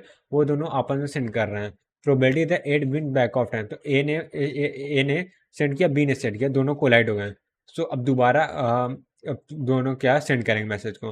तो इसमें मल्टीपल केसेस बन सकते हैं, हो सकता है ए पहले भेज दे, बी पहले भेज दे, या दोनों साथ में फिर से कोलाइड हुए हैं। तो हम लोग को मतलब ऐसे केस काउंट करने हैं, या पे बोलो इतनी प्रोबेबिलिटी बतानी है कि ए जीत जाता है, यानी ए जो है सक्सेसफुली क्या करता है, ट्रांसमिट कर देता है, बी नहीं कर पाता है, ठीक है। तो अब इसके सोल्यूशन के लिए क्या है, हम लोग को पहले ये जानना है जो आर की वैल्यू, यानी जो आर यानी रैंडम जो अमाउंट टाइम होता है, वो क्या है, 2 0 2 आई क्या होता है, मिनिमम ऑफ के कॉमा 10 होती है। यहाँ पे देखो कोलिजन के अंदर एक ही बार हुआ, राइट। सो के की वैल्यू क्या 1 है, के की वैल्यू 1 है, तो 1 और 10 का मिनिमम 1 होगा, यानी यानी क्या 2 की पावर 1 यानी 2 - 1। तो आर की वैल्यू 0 और 1 में से रैंडमली चूज होगी, आर की वैल्यू 0 और 1 में से रैंडमली चूज होगी, यहाँ पे 0 1 में से रैंडमली चूज होगी, ठीक है। अब देखो कितना होगा। तो मल्टीपल केसेस होते हैं यहाँ पे, ए ने 0 चूज किया, बी ने भी 0 चूज किया, ए ने 1 चूज किया, बी ने 0, ए 0 है, बी 1 है, दोनों 1 1 है। अगर दोनों 0 0 चूज किए यानी कोलाइड हुआ, तुरंत दोबारा सेंड कर दिया, ठीक है। तो यहाँ पे फिर से कोलाइड हो जाएगा, दोनों 1 1 चूज कर लेंगे, यानी एक एक सेकंड बाद ट्रांसमिट कर रहे, फिर से कोलाइड हो जाएगा। अब यहाँ पे देखो ए ने 1 है, यानी ए जो है एक सेकंड बाद जो है ट्रांसमिट कर रहा है, बी जो है तुरंत ट्रांसमिट कर रहा है, यानी बी विन हो जाएगा। और ए जो है 0 सेकंड में ट्रांसमिट कर रहा है, और बी जो है 1 सेकंड बाद ट्रांसमिट कर रहा है, तो ए विन हो जाएगा। तो यहाँ पे यही प्रोबेबिलिटी बताते हैं, टोटल केसेस कितने 4 हैं, और विन की प्रोबेबिलिटी 1, मतलब फेवरेबल केस क्या 1 है, टोटल केस कितने 4 हैं। तो 1/4 क्या प्रोबेबिलिटी हो जाएगी, यानी 25% चांसेस है कि ए जीत जाए। अगर बी के जीतने की प्रोबेबिलिटी बोले तो वही भी 25% हो गए। और अगर मैं बोलूँ कि दोनों फिर से कोलाइड होंगे, इसकी प्रोबेबिलिटी 50% चांसेस हैं, ठीक है। और अब ये वाला क्वेश्चन देख लेते हैं। ऑलराइट, सो अब हम लोग आगे अपने अगले क्वेश्चन में, और ये क्वेश्चन क्या ईथरनेट सेगमेंट है जिसका बैंडविड्थ जो है 10 की पावर 8 बिट पर सेकंड दे दिया है। सो ईथरनेट सेगमेंट मतलब CSMA जैसे मैंने लिख दिया है, ठीक है। और क्या मैक्सिमम सेगमेंट लेंथ दे दिया गया 500 मीटर, ठीक है, यानी ये क्या है डिस्टेंस दे दी गई है, और प्रोपगेशन स्पीड दे दिया गया है, ठीक है। और मिनिमम फ्रेम साइज, तो मिनिमम फ्रेम साइज के लिए हम लोगों ने फॉर्मूला पढ़ा था, जो TX जो होगा वो greater than or equal to 2TP plus TXG होगा, ठीक है, जैम सिग्नल। बट यहाँ पे जैम सिग्नल के बारे में कोई बात नहीं कही गई है, तो जैम सिग्नल की वैल्यू क्या 0 होगी, तो TX जो greater than or equal to TTP होगा। तो बस इसी से फॉर्मूला लगा देना, और कुछ बचा नहीं है। डिस्टेंस 500 मीटर, ये बस सॉल्व हो गया। आगे बढ़ते हैं अब। यहाँ पे डिस्टेंस पूछा गया है, और बैंडविड्थ दे दिया गया, ईथरनेट में CSMA CD है, फ्रेम साइज पता चल गया, सिग्नल स्पीड है, और TX is greater than 2TP। बस हो गया है सॉल्व, इसमें कुछ है ही नहीं क्वेश्चन में। और यहाँ पे देखते हैं फर्स्ट कोलिजन में ए जीत जाता है, बट व्हेन बी अगेन तो सेम ही क्वेश्चन है इसमें। मैं अच्छा ठीक है देखो अब यहाँ पे देखो ए है बी है, ठीक है। अब दोनों एक बार कोलाइड करते हैं, तो यहाँ पे दोनों के की वैल्यू कितनी हो जाती है, यहाँ पे के की वैल्यू 1 होती है, तो यहाँ पे इसके लिए के की वैल्यू क्या होती है, वो 1 होती है। यहाँ पे भी के की वैल्यू क्या होगी 1 होगी, और यहाँ पे के की वैल्यू क्या हो जाएगी 2 है, यहाँ पे भी के की वैल्यू क्या है जो 1 हो जाएगी। हाँ अब देखो मैं क्वेश्चन एक्सप्लेन कर दे रहा हूँ। क्वेश्चन ये कह रहा है कि होस्ट ए है, होस्ट बी है, ठीक है। होस्ट ए और बी ने मैसेज सेंड किया था, दोनों क्या होता है कोलाइड हो गए थे, तो यहाँ के की वैल्यू 1 हो गई, यहाँ पे के की वैल्यू 1 हो गई। और जो कोलाइड हो गया तो उसके बाद जो दोबारा ट्रांसमिट हुआ तो ए जीत जाता है। ठीक, फर्स्ट कोलिजन के बाद ए जीत जाता है। तो ए जीत गया यानी कि ए ने क्या 0 चूज किया होगा, बी ने क्या 1 चूज किया होगा। ठीक है, ये दो चीज 0 हो सकता है 1 हो, 0 से 1 हो सकता, तो एक ही केस में जीत सकते थे। ठीक है, ये हो गया। अब ए जीत गया है। ठीक है, अब बी क्या कर रहा है, 1 सेकंड बाद क्या दोबारा ट्रांसमिट कर रहा है। बट जब बी दोबारा ट्रांसमिट कर रहा है तो ए ने क्या किया, एक फ्रेम तो सेंड कर दिया, उसके बाद दोबारा अपनी सेकेंड फ्रेम जो है वो सेंड करने लगा, सेकेंड फ्रेम। ठीक है, वो दोबारा ए जो है सेंड करने लगा। तो अब चांसेस ये है ना कि जो बी की पहली फ्रेम थी और ए की दूसरी फ्रेम थी वो आपस में कोलाइड हो जाए, तो वही है यही प्रोबेबिलिटी निकाली, एफ क्या है फिर से जीत जाता है। ठीक है, अब देखो ए की फ्रेम के लिए जो A2 फ्रेम है उसके लिए के की वैल्यू 1 हो, वो तो एक ही बार कोलाइड हुआ है। ठीक है, और यहाँ पे देखो के की वैल्यू क्या हो 2 होगी, क्योंकि यहाँ पे दोबारा कोलाइड हो गया। ठीक है, अब देखो जब दोबारा कोलाइड हुआ तो यहाँ पे के की वैल्यू 1 है, तो यहाँ 0 1 1 0 आएगा या तो 1 आएगा, रैंडम की वैल्यू यहाँ पे 0 आ सकता है, 1 आ सकता है, 2 आ सकता है, 3 आ सकता है।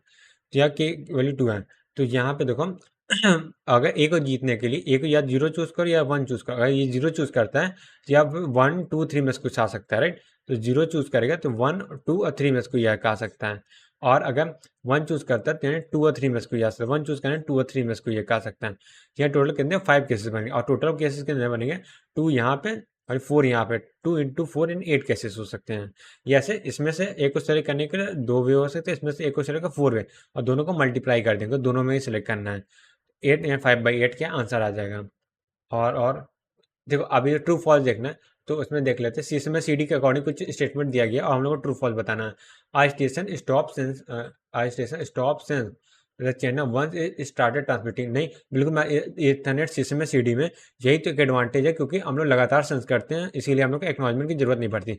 The purpose of jam signal is to pad the frame that are smaller, नहीं देखो पैडिंग से कोई भी लेना देना नहीं है। ठीक है, जैम सिग्नल का यूज़ क्या होता है, जब भी कोलिजन होता है उसके बाद जैम सिग्नल जनरेट हो, ताकि सब जितने भी होस्ट है नेटवर्क में सबको पता चल जाए कि यहाँ पे कोलिजन हुआ है। ठीक है, station continue transmit the packet even after collision detected, यहाँ पैकेट वर्ड गलत है, ये पूरा स्टेटमेंट ट्रू है। अगर पैकेट या जैम सिग्नल होता है तो ट्रू होता है, क्योंकि जैसे ही कोलिजन होगा तो पैकेट ट्रांसमिट करना शुरू स्टॉप कर देगा, जैम सिग्नल स्टार्ट 1 सेंड करना चालू कर देगा। ठीक है, ठीक है। अब experiment back off algorithm reduce the probability of collision retransmitter, सही बात, इसलिए तो इसको लगाया जाता था कि प्रोबेबिलिटी क्या हो कम हो कोलिजन होने की। ठीक है, और उसके बाद देखो एक क्वेश्चन है IEEE 8021, ये क्या किसके लिए होता है, तो ये होता है ये IEEE 8021 होता है सीएसएमए सीए के लिए होता है, बट यहाँ सीएसएमए सीडी दिया है तो ये गलत है। Ethernet is not based on CSMA CD, ये तो बिल्कुल फॉल्स है। CSMA CD is not suitable for high propagation network like satellite network.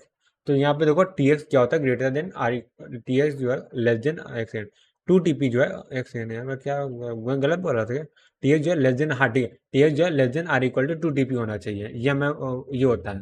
But अगर टीपी की वैल्यू जितना ज़्यादा होगी उतना ज़्यादा क्या होगा टीएक्स की वैल्यू होनी चाहिए। बट सोचो अगर अर्थ से सैटेल यानी स्पेस में सैटेलाइट पे कोई नेटवर्क भेजा जा रहा है तो वहाँ वैसे पॉसिबल नहीं, क्योंकि सिस्टम में सीडी यूज़ कर रहे हैं। बट जैसे हाइपोथेटिकल केस में अगर ऐसा कुछ हो रहा है तो वहाँ पर टीपी की वैल्यू क्या होगी, बहुत ज़्यादा होगी, डिस्टेंस बहुत ज़्यादा हो जाएगा। तो अगर टीपी की वैल्यू बहुत ज़्यादा होगी तो हम लोग का मिनिमम 2 TP रखना है, यानी कि इतना लंबा फ्रेम बनाना पॉसिबल नहीं है, इसलिए ये नॉट सुटेबल है। तो ये स्टेटमेंट का ट्रू है। अब there is no content in CSMA CD network, contention मतलब अच्छा वेस्ट ऑफ टाइम, बिल्कुल नहीं, बिल्कुल गलत चीज़ है, वेस्ट ऑफ टाइम तो है ना यार, क्योंकि यहाँ पे बार बार क्या कोलिजन हो रहा है, कोलिजन और दोबारा रिट्रांसमिशन हो रहा है, तो रिट्रांसमिशन क्या वेस्ट ऑफ टाइम ही तो होता है, राइट। आगे बढ़ते हैं अब। ठीक है, यहाँ पे मैंने नेटवर्किंग डिवाइसेस की बात की है, वो भी देख लेते हैं, फिर उसके बाद आगे देखें। तो फिजिकल लेयर है, data link layer, network layer, application layer, से 4 लेयर्स होती हैं। 4 लेयर में सब कुछ डिवाइसेस होते हैं जो कि सिलेबस में है, ये इतनी लेयर है। फिजिकल लेयर सिलेबस में नहीं है, data link layer, network layer, application layer, transport layer भी सिलेबस में है। ट्रांसपोर्ट लेयर का कोई भी नेटवर्किंग डिवाइस नहीं होता। Physical layer 1 device, layer 2 device, layer 3 device, layer 7 device. तो फिर हब और रिपीटर क्या होता है, लेयर 1 डिवाइस होता है, और ब्रिज बोले या तो स्विच बोले दोनों एक ही चीज़ है, वो लेयर 2 डिवाइस होता है। राउटर लेयर 3 होता है, गेटवे लेयर 7 होता है। ठीक है। अच्छा, एक गेटवे और राउटर में वो डिफरेंस होता है, दोनों काम सेम ही होता है। राउटर जो होता है सिमिलर टाइप ऑफ नेटवर्क में काम करता है, गेटवे जो होता है डिफरेंट टाइप ऑफ नेटवर्क में काम करता है। स्विच और ब्रिज जो होता है वो क्या होते हैं, डोमेन एक्सट्रैक्टर होते हैं, मतलब दो डोमेन को अलग अलग करते हैं। ठीक है, ठीक, कोलिजन और डोमेन एक्सट्रैक्टर या डोमेन पता नहीं जो बोले, एक्सट्रैक्टर ही बोलेंगे मेरे ख्याल से, सेपरेटर, हाँ ये ज़्यादा बेटर वर्ड है। तो स्विच क्या होता है, डोमेन सेपरेटर होता है, और जो रिपीट और रिपीटर हब होता है वो डोमेन सेपरेटर नहीं होता है। ठीक है। रिपीटर की बात करें तो रिपीटर जो होता है फिजिकल लेयर डिवाइस होता है, लेयर वन डिवाइस होता है, और इसमें 2 पोर्ट होते हैं, एक सिग्नल रीजनरेटर होता है, नहीं 1 बिट का इसमें डिले होता है। ठीक है, यहाँ पे सिग्नल आएगा टीपी टाइम पे बाद, और यहाँ से टीपी टाइम बी तक पहुंचा। ठीक है, अगर सिग्नल को स्ट्रेंथन कर रहा है। ठीक है, तो यहाँ पे अगर एंड टू एंड डिले की बात करें, बीच में रिपीटर लग जा रहा है, तो ये T x plus TP time से रिपीटर तक पहुंचेगा। फिर क्या होगा, यहाँ मैसेज जो है टीपी टाइम तक जाएगा, और बीच में क्या होगा, 1 बिट अपॉन बैंडविड्थ टाइम जो लगेगा वो टू स्मॉल होता है, इसीलिए क्या सो निग्लेजिबल काउंट करते हैं, टी एक्स प्लस 2 टीपी है। तो ये होता है एंड टू एंड डिले होता है। ठीक है, और अगर नॉर्मली कैलकुलेट करते हैं, रिपीटर ना होता तो यहाँ से यहाँ तक पहुँचने में, ए से बी तक पहुँचने में कितना टाइम लगा, टीबी टाइम लग रहा है, और टी एक्स टाइम क्या ट्रांसमिशन टाइम है, तो टी एक्स प्लस 2 टीपी वैसे भी आता है। अब देखो हब की बात करते हैं, तो हब जो होता है ब्रॉडकास्टिंग डिवाइस होता है, और ये क्या करता है, जो भी उसको मैसेज आएगा वो सबके पास भेज देगा। ठीक है, ये फॉरवर्ड, ये मैसेज को क्या करता है हर सबके पास फॉरवर्ड कर देता है। इसमें 1 बिट का डिले होता है, या ए ने किसी सिग्नल भेजा, कोई भी मैसेज भेजा, और सी के पास, डी के पास, बी के पास, सबके पास पहुंच जाएगा। तो ये जो हब होता है ये सेम वे में काम करता है, जैसे कि यहाँ बस टोपोलॉजी होती है, तो बीच में कोएक्सियल वायर होती है, और तो इसमें क्या होता है, जैसे एक यहाँ पे चैनल में कोई मैसेज सेंड करेगा वो सबके पास पहुंच जाएगा, सी के पास, डी के पास, बी के पास, सबके पास। ठीक है, और इसमें 1 बिट का डिले होता है, तो यहाँ से देखो हब का यूज़ करके ट्री टोपोलॉजी काइंड ऑफ बनाया गया है। तो ये यहाँ पे अच्छा, इससे मल्टीपल केसेस देखे हैं, तो इससे क्या होगा, स्विचिंग टेबल और हब टेबल को देखेंगे तो मजा आएगा देखने में। और क्या, अब देखो सोर्स मैक एड्रेस की बात करते हैं, होस्ट मैक एड्रेस की बात करते हैं। लेट से एक ए है, होस्ट ए है, वो क्या मैसेज सेंड करना चाह रहा है। ठीक है, केस 1 हो सकता है जो होस्ट सी को मैसेज सेंड करना चाह रहा है, होस्ट सी को मैसेज सेंड करेगा, तब उन केस में क्या होगा, जो मैसेज होगा वो सबके पास पहुंच जाएगा। ठीक है, ए से क्या हुआ, यहाँ पे पहुंचा हुआ, यहाँ से ये हब हब पहुंचा, तो यानी हब ने इधर उधर सबको भेज दिया, और इसी तक में पहुंच ही जाएगा। ठीक है, अगर जो होस्ट ए है किसको मैसेज सेंड केस 2 में डी को करना चाह रहा है, डी कहाँ है, डी यहाँ पे है, तो क्या होगा, तब भी के सबके पास ही पहुंचेगा। यहाँ पे कोई भी केस में सबके पास ही पहुंचेगा। ये देखो, ब्रॉडकास्टिंग करेगा तब भी सबके पास पहुंचेगा, और नहीं करेगा तब भी सबके पास पहुंचेगा। इसीलिए हम जो यूज़ करते हैं वहाँ पे यूज़ करते हैं जहाँ पे जो छोटे सर्वर्स होते हैं वहाँ पे यूज़ करते हैं, जहाँ पे एक मैसेज जो है सबके पास पहुँचता है। ठीक है, अब देखो Ethernet LAN has same broadcast domain. ठीक है, तो देखो ब्रॉडकास्ट डोमेन मतलब बताता हूँ, सेम है, इसका मतलब क्या हुआ, जो भी मैसेज ब्रॉडकास्ट होगा वो सबके पास जाएगा, आपके हर एक पोर्ट के पास जाएगा, नहीं अलग अलग डोमेन की जरूरत नहीं है, एक ही डोमेन से सबका काम हो जाएगा। तो इसीलिए बोलते हैं डोमेन सेपरेटर नहीं है। ठीक है, और अगर हम लोग बात करेंगे क्या बोलते हैं स्विच की, तो स्विच क्या डोमेन सेपरेटर होता है। तो अब यही सेम चीज स्विच है, okay, layer 2 device old name bridge होता है, मल्टीपोर्ट ब्रिज जो होता है वो स्विच होता है। ठीक है, स्टोरिंग फॉरवर्डिंग डिवाइस है, स्टोर करेगा, प्रोसेस करेगा, फॉरवर्ड करेगा। और स्विचिंग टेबल है, इसमें यूज होते हैं फॉरवर्डिंग टेबल जिससे बोलते हैं बेस्ड ऑन मैक एड्रेस। तो स्विच क्या होता है, टाइप ऑफ 2 से स्टैटिक स्विच होता है, डायनेमिक स्विच होता है। स्टैटिक स्विच क्या होता है, इसमें क्या स्विचिंग टेबल हम मैनुअली बनाते हैं और ये ऑटोमेटिकली अडाप्ट नहीं कर पाता। डायनेमिक स्विच क्या होता है, हम लोग स्विचिंग टेबल में बनाने की जरूरत नहीं है, वो खुद से अपने से लर्न करेगा, जैसे जैसे मैसेज क्या ट्रांसमिट होगा वैसे वैसे उसकी इन्फॉर्मेशन बढ़ती जाएगी, और वो क्या है अपने से खुद को अडाप्ट कर खुद की स्विचिंग टेबल क्रिएट करेगा। ठीक है तो आप देखो यहाँ पे सेम के एग्जांपल देखते हैं, और इस एग्जांपल में क्या है, हाँ तो अब देखो यहाँ पे एग्जांपल देखो, यहाँ पे क्या एक स्विच है जो host A B C D सबसे कनेक्टेड है, पोर्ट नंबर है, स्विच के पोर्ट नंबर दे दिए। तो स्विच टेबल कैसे होगा, देखो ये दो एंट्री का होता है, परमानेंट होती है। ठीक है, ब्रॉडकास्ट और डिफॉल्ट एंट्री होती है, ये हमेशा रहेगी, इसको हम लोग हटा नहीं सकते हैं। और टाइम टू लीव होता है, मतलब कि कितना देर तक ये जो डेटा है वो स्टोर रहेगा स्विच में, ये होता है। ठीक है, क्योंकि परमानेंट नहीं रहता, वो थोड़ी देर बाद क्या होता है हट जाता है, क्योंकि स्विच की टेबल की साइज बहुत ज़्यादा लिमिटेड होती है, तो बहुत ज़्यादा स्टोर नहीं होती, क्योंकि डिवाइसेस क्या होता है इनके ऐड हो रहा है, रिमूव हो रहा है, तो दोबारा अपडेट हो जाता है, इनके अगर गायब भी हो जाता है एंट्री, फिर अगर रिक्वायरमेंट होती है तो वो स्विच के अपने आप को अपडेट कर सकता है। ठीक है, अब देखो इसमें काम कैसे होता है।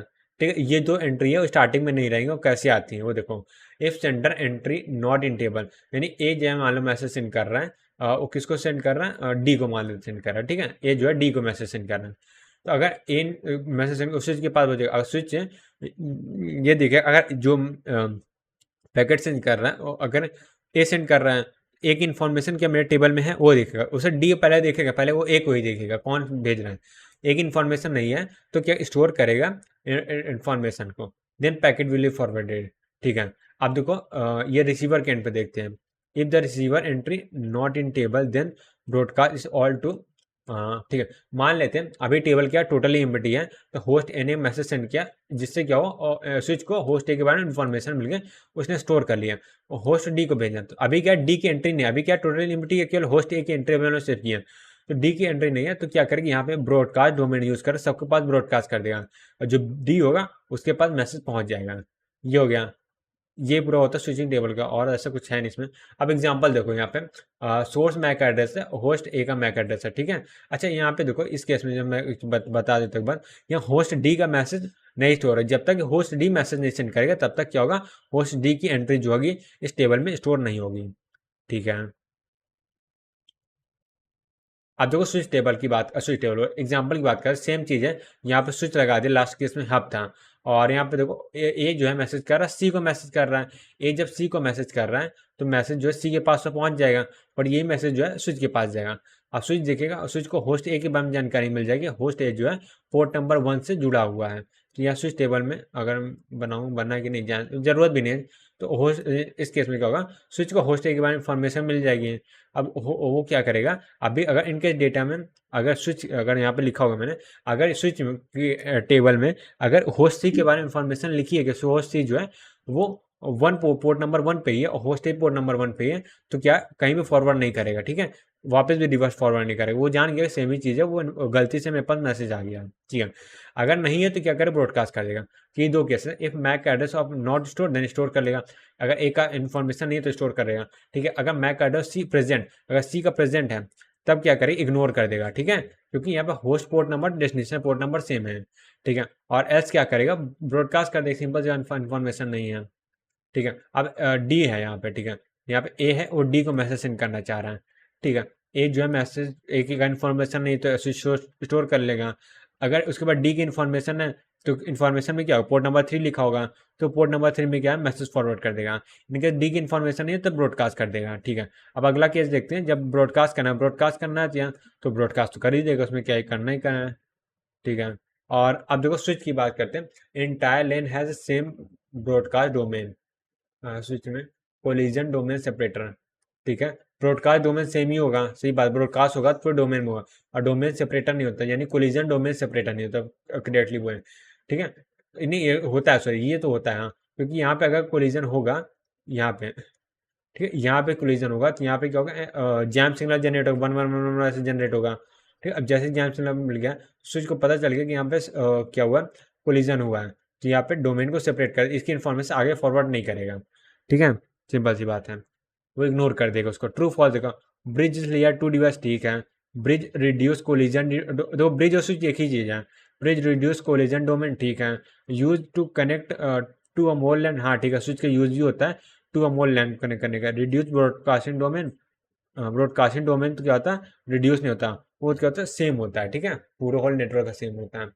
और आप देखो यहाँ पे क्या है, इस क्वेश्चन में क्या है, यहाँ पे स्विच कनेक्टेड है और ये कुछ ऐसा दिया गया है, लेयर टू डिवाइस रिक्वायर्ड, पूछा क्या, to connect different type of LAN segment minimum layer two device requirement, host will not work. अच्छा हाँ, ये समझ, अगर जैसे दो अलग अलग नेटवर्क है, यहाँ पे देखो बस टोपोलॉजी है, यहाँ पे देखो ये क्या रिंग टोपोलॉजी है, तो दो अलग टोपोलॉजी कनेक्ट करना है, बीच में क्या स्विच की रिक्वायरमेंट होगी, ठीक है। यहाँ पे होस्ट हब नहीं काम करेगा, ठीक है, क्योंकि डोमेन अलग अलग होता है, हब यहाँ पे नहीं, बस ये इन्फॉर्मेशन ऐसे दिमाग में रहना चाहिए। और स्पैनिंग ट्री प्रोटोकॉल होता है जो कि यूज मतलब लूप को, मतलब इतना इंपॉर्टेंट नहीं, बस ये नाम इंपॉर्टेंट, एसटीपी करके प्रोटोकॉल होता है स्पैनिंग ट्री, जिससे क्या होता है लूप को हम लोग इग्नोर करते, बाईपास करते हैं। अब होता कैसे, मतलब कोई लेना देना नहीं हम लोग का, ठीक है।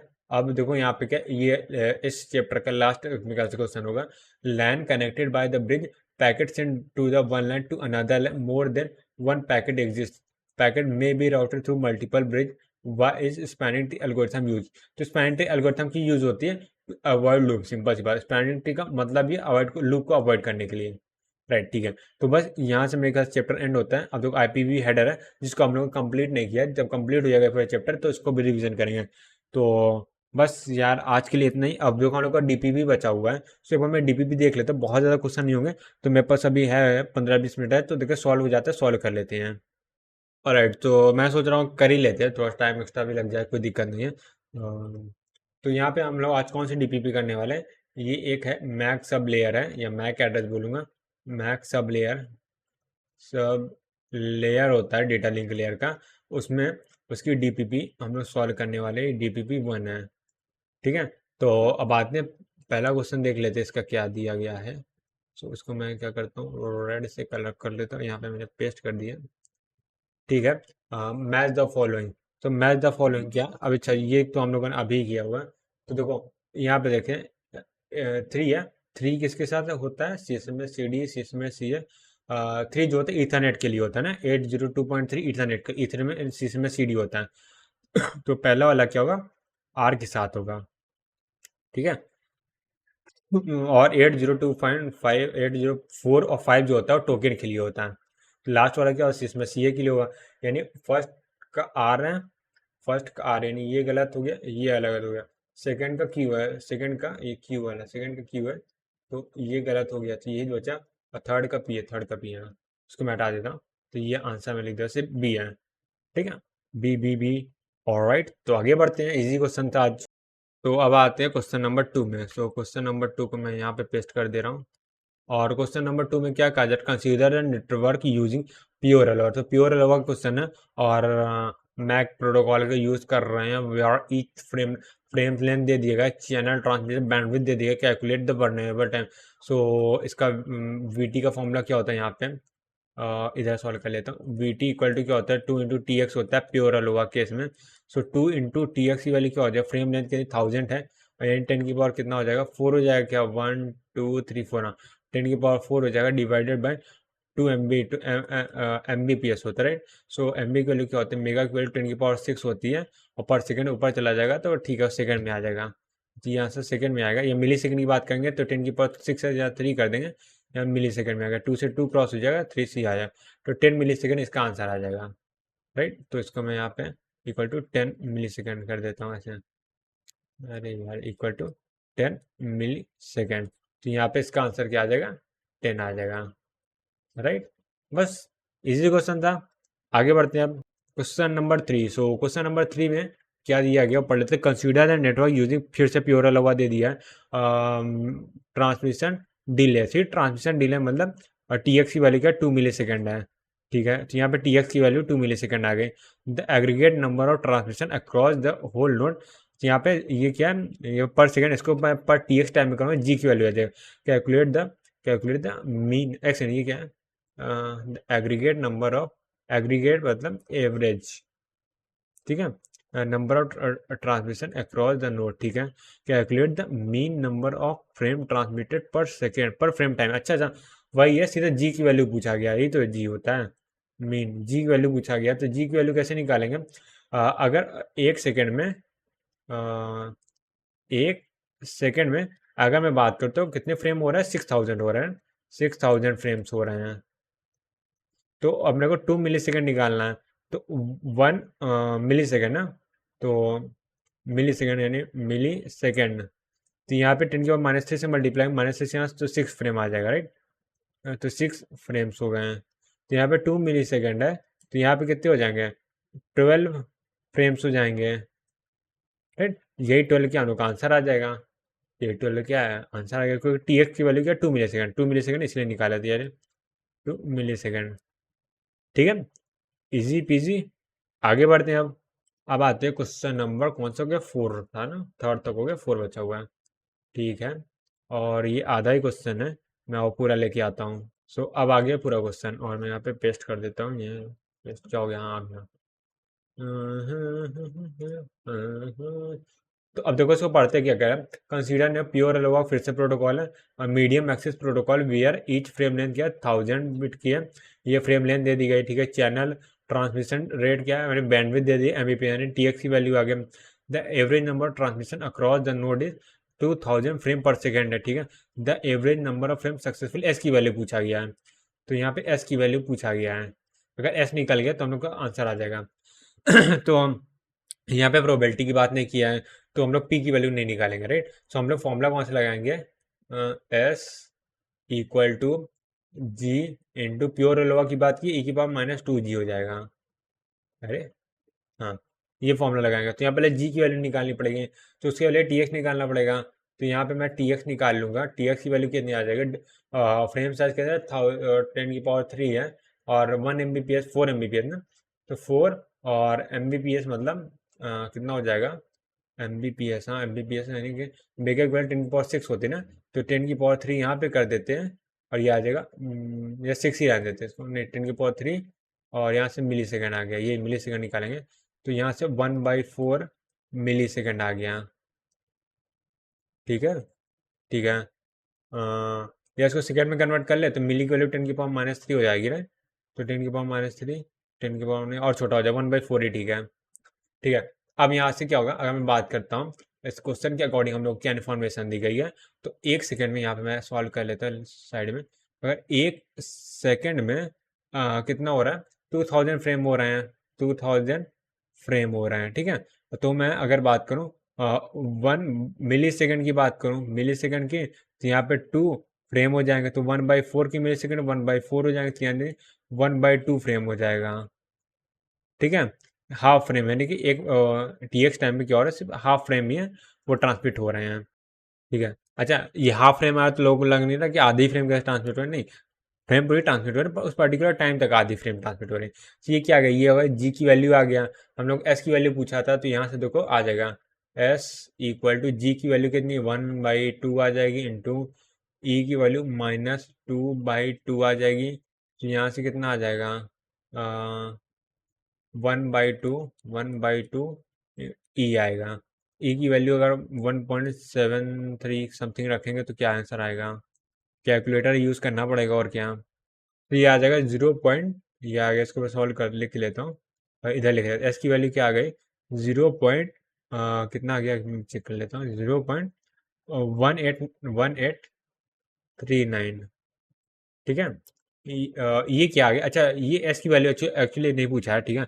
मैं थोड़ा सा गलत, यहाँ पर सेकंड पूछा गया ना, पर टी एक्स टाइम होगा, ठीक है। अब इसको क्या पर सेकंड में चेंज करना पड़ेगा, तो यहाँ मैं बात करता हूँ टी एक्स टाइम क्या 1/4 मिली सेकेंड में, इसको ऐसे यहाँ पे लिखते हैं, कहने का मतलब क्या 1/4 मिली सेकेंड में अगर टोटल 0.1839 ट्रांसमिशन हो 39 फ्रेम जो है सक्सेसफुली ट्रांसमिट हो रहे हैं, तो मेरे को 1 सेकेंड की भी निकालना है, यानी 1 मिली सेकेंड में कितने हो जाएगा, 4 से मल्टीप्लाई कर देंगे, तो ये कितना हो जाएगा 4 इंटू 0.1839 फ्रेम हो जाएंगे, ठीक है। अभी मिली है तो 10⁻³ से सब मल्टीप्लाई कर देंगे, राइट।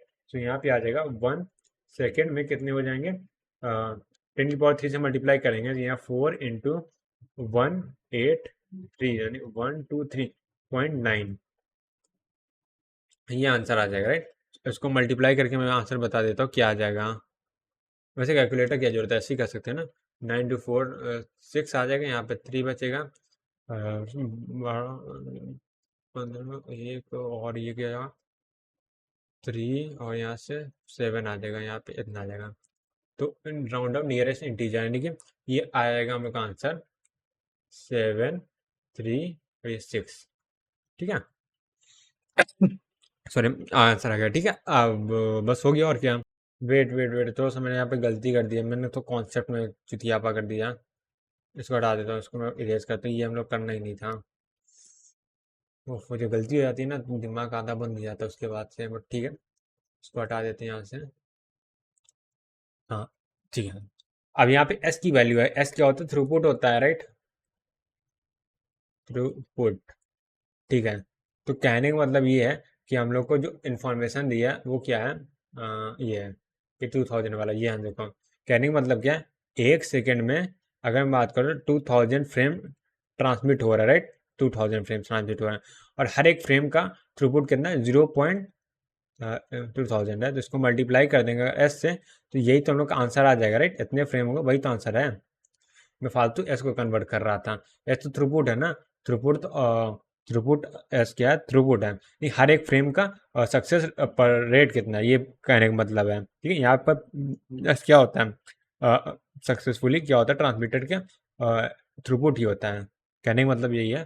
तो यानी 2000 एक सेकंड का 2000 फ्रेम जा रहा है, 2000 फ्रेम में से एस जो है वो क्या थ्रूपुट यानी सक्सेस रेट है।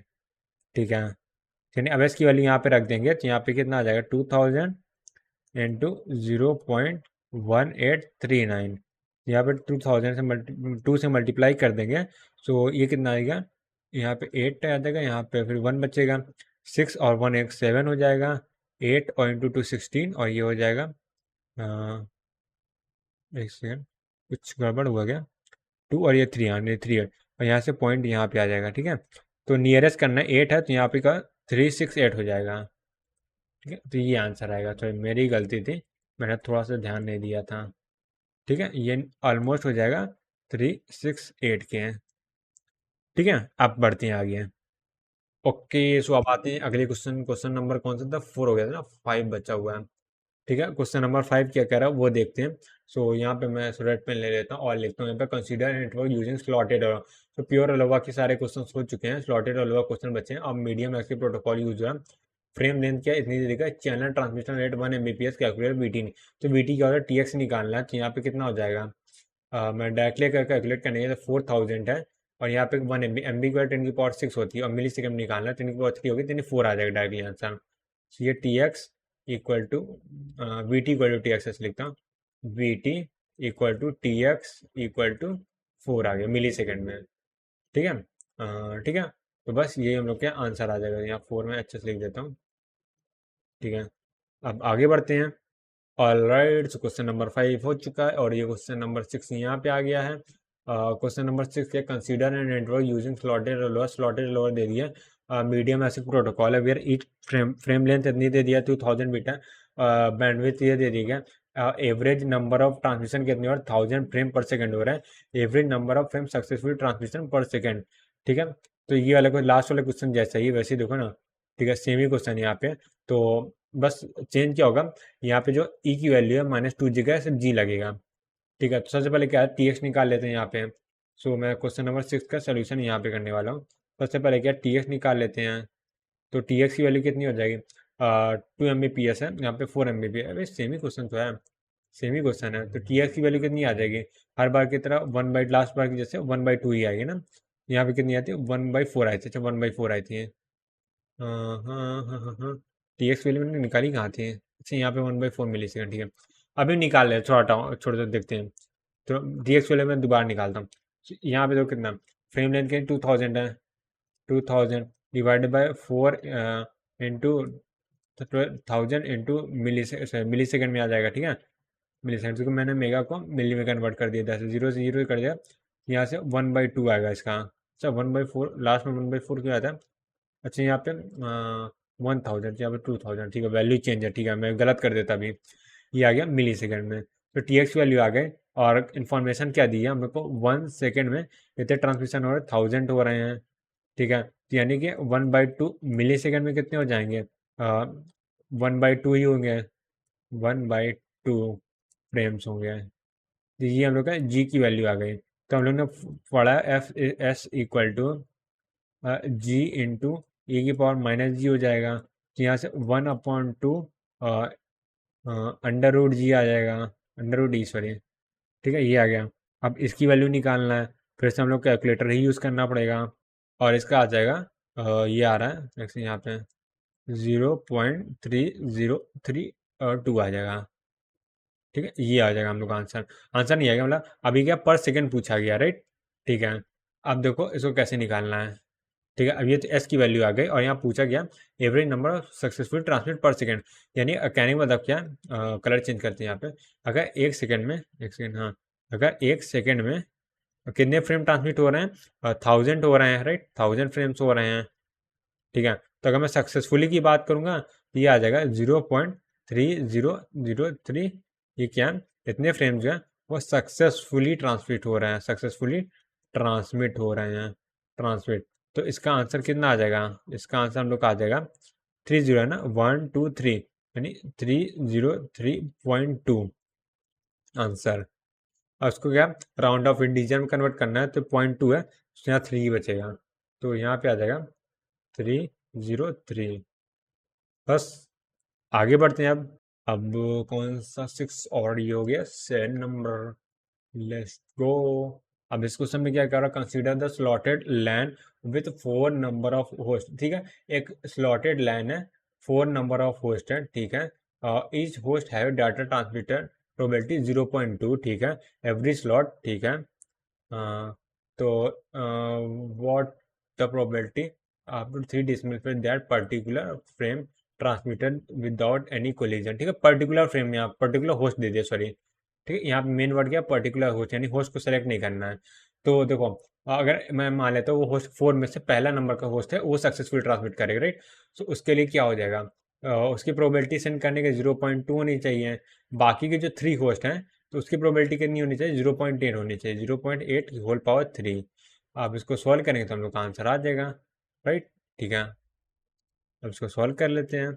अब देखो सॉल्व कैसे करते हैं, इसकी अच्छी ट्रिक में समझ में आ गई। देखो यहाँ पे क्या, यहाँ पे 8 के बाद कितना हो जाएगा, यहाँ पे देखो 8 के बाद क्या 3 जीरो है, यहाँ पे क्या 1 जीरो, तो 8 के बाद 4 जीरो हो जाएंगे। तो यहाँ पे मैं एक काम करता हूँ, 10 की पावर -4 बाहर निकाल लेता हूँ। 10 की पावर -4 बाहर निकाल दिया तो ये क्या 2 की पावर 1 बचेगा, इंटू 2 की पावर 3 इंटू 2 की पावर 3 ऐड हो जाएगा, 2 की पावर 6 बचेगा। ये 2 की पावर 7 बचेगा, राइट। एक से नहीं, यहाँ पे 2 की पावर क्या 3 है, 3 इंटू 3 9 हो जाएगा, मल्टीप्लाई होता है ना, सॉरी ऐड नहीं होता, 9 हो जाएगा। 9 और क्या 110 हो जाएगा, 2 की पावर 10 वाला 1024 होता है। उसके आगे -4 है ना, तो यहाँ पे 1 2 3 4, यहाँ पे एक जीरो आ जाएगा। तो ये क्या हम लोग का आंसर आ जाएगा। ठीक है, आगे बढ़ते हैं।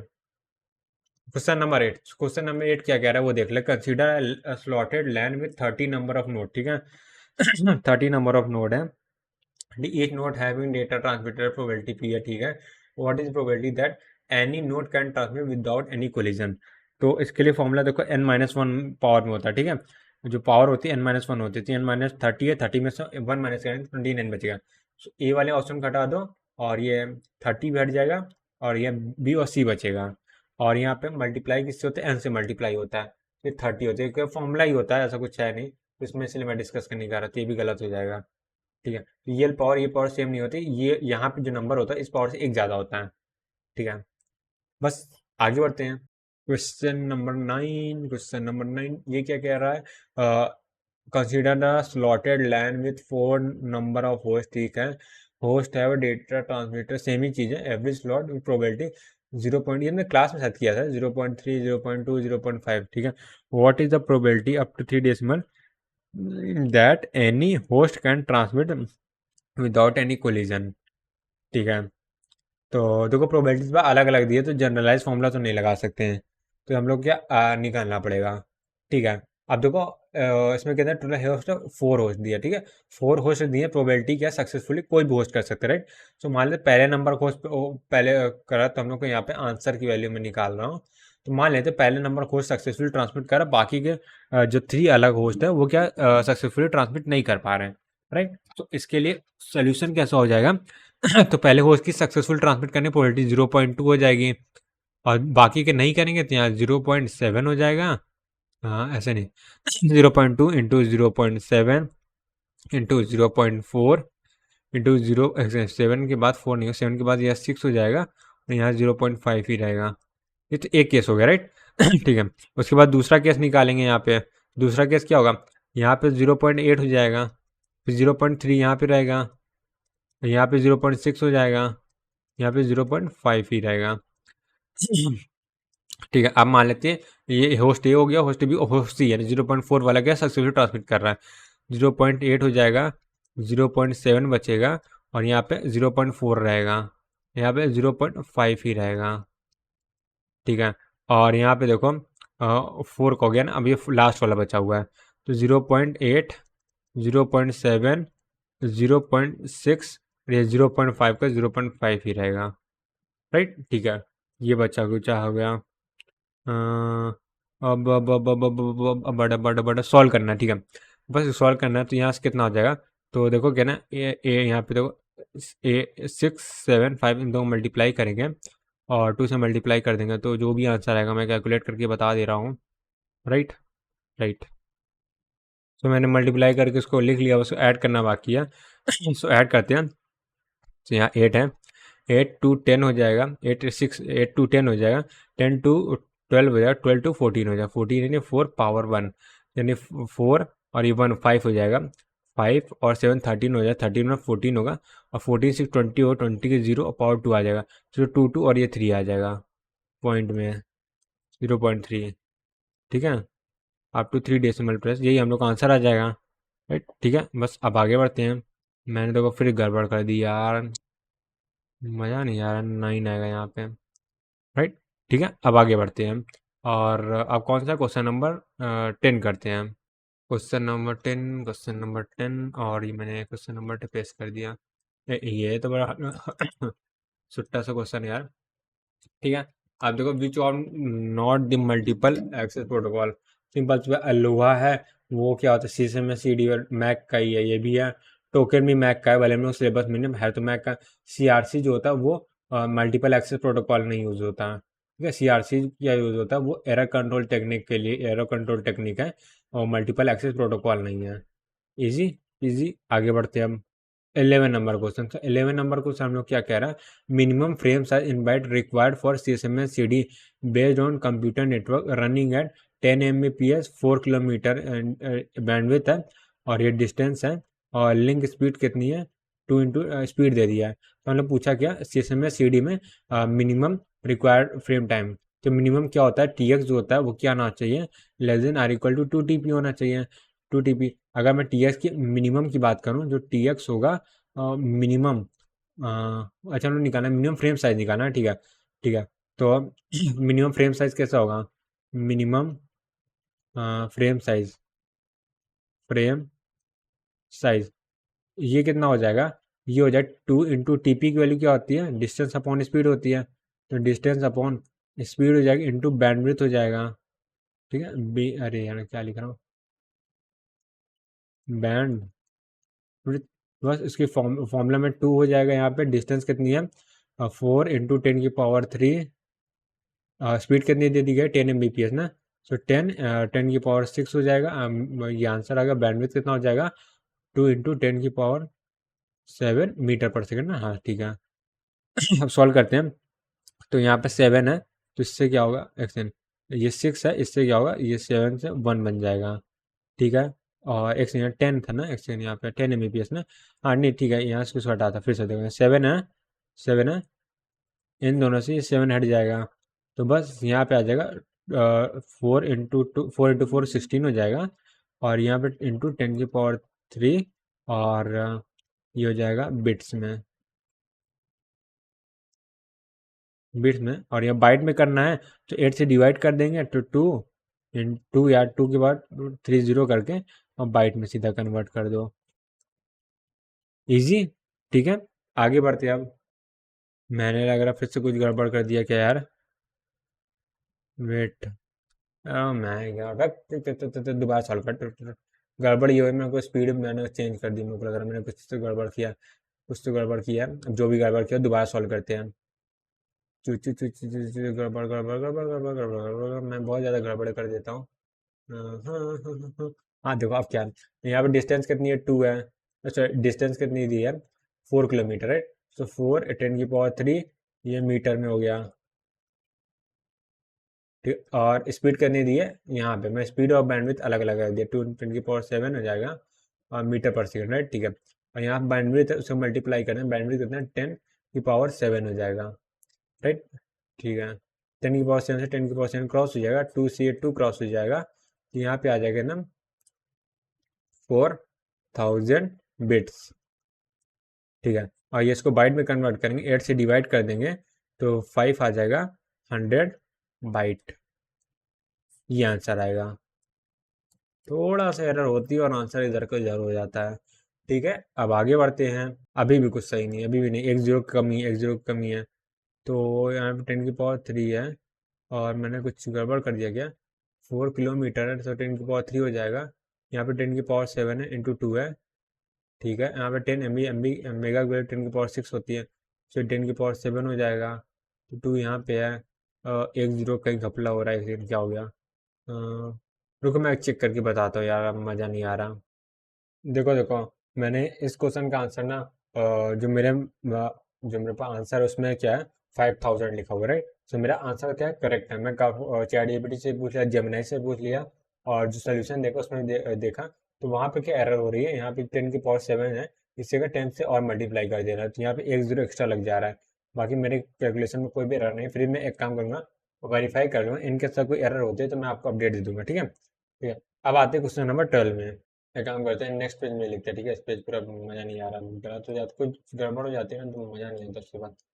ठीक है, अब देखो इस क्वेश्चन में क्या, determine the maximum length in kilometre capable transmit data, Mbps bandwidth दे दिया गया है, इथरनेट लाइन है, विथ फ्रेम साइज इतनी दे दी गई है, ठीक है। एज्यूम द सिग्नल स्पीड, ये इतना दे दिया गया है, ठीक है। तो सिंपल सी बात है, यहाँ पे भी हम लोग क्या यूज़ कर रहे हैं, इथरनेट यूज़ कर रहे हैं। इथरनेट क्या होता है, सीएसएम में सीडी यूज़ करते हैं, राइट। तो सीएसएम में सीडी में मिनिमम क्या होता है, अब transmission time without jam signal क्या होता है, वो होता है, यहाँ पे मैं लिख देता हूँ, जो टी एक्स होगा वो क्या होना, less than or equal to T P होना चाहिए। सो यहाँ पे मिनिमम फ्रेम साइज जो होता है, minimum frame size, frame size है वो क्या होता है, 2 इंटू टीपी का डिस्टेंस होता है, ये तो निकालना है। नहीं, मैक्सिमम लेंथ इन किलोमीटर, हाँ डिस्टेंस निकालना है। तो यहाँ पे डिस्टेंस निकालना है, डिवाइड डिस्टेंस को मैं सीधा डी लिख दे रहा हूँ, डिस्टेंस अपॉन यहाँ पे स्पीड हो जाएगा, राइट, इनटू बैंडविड्थ होता है, बैंडविड्थ, ठीक है, इतना मैं लिख रहा हूँ।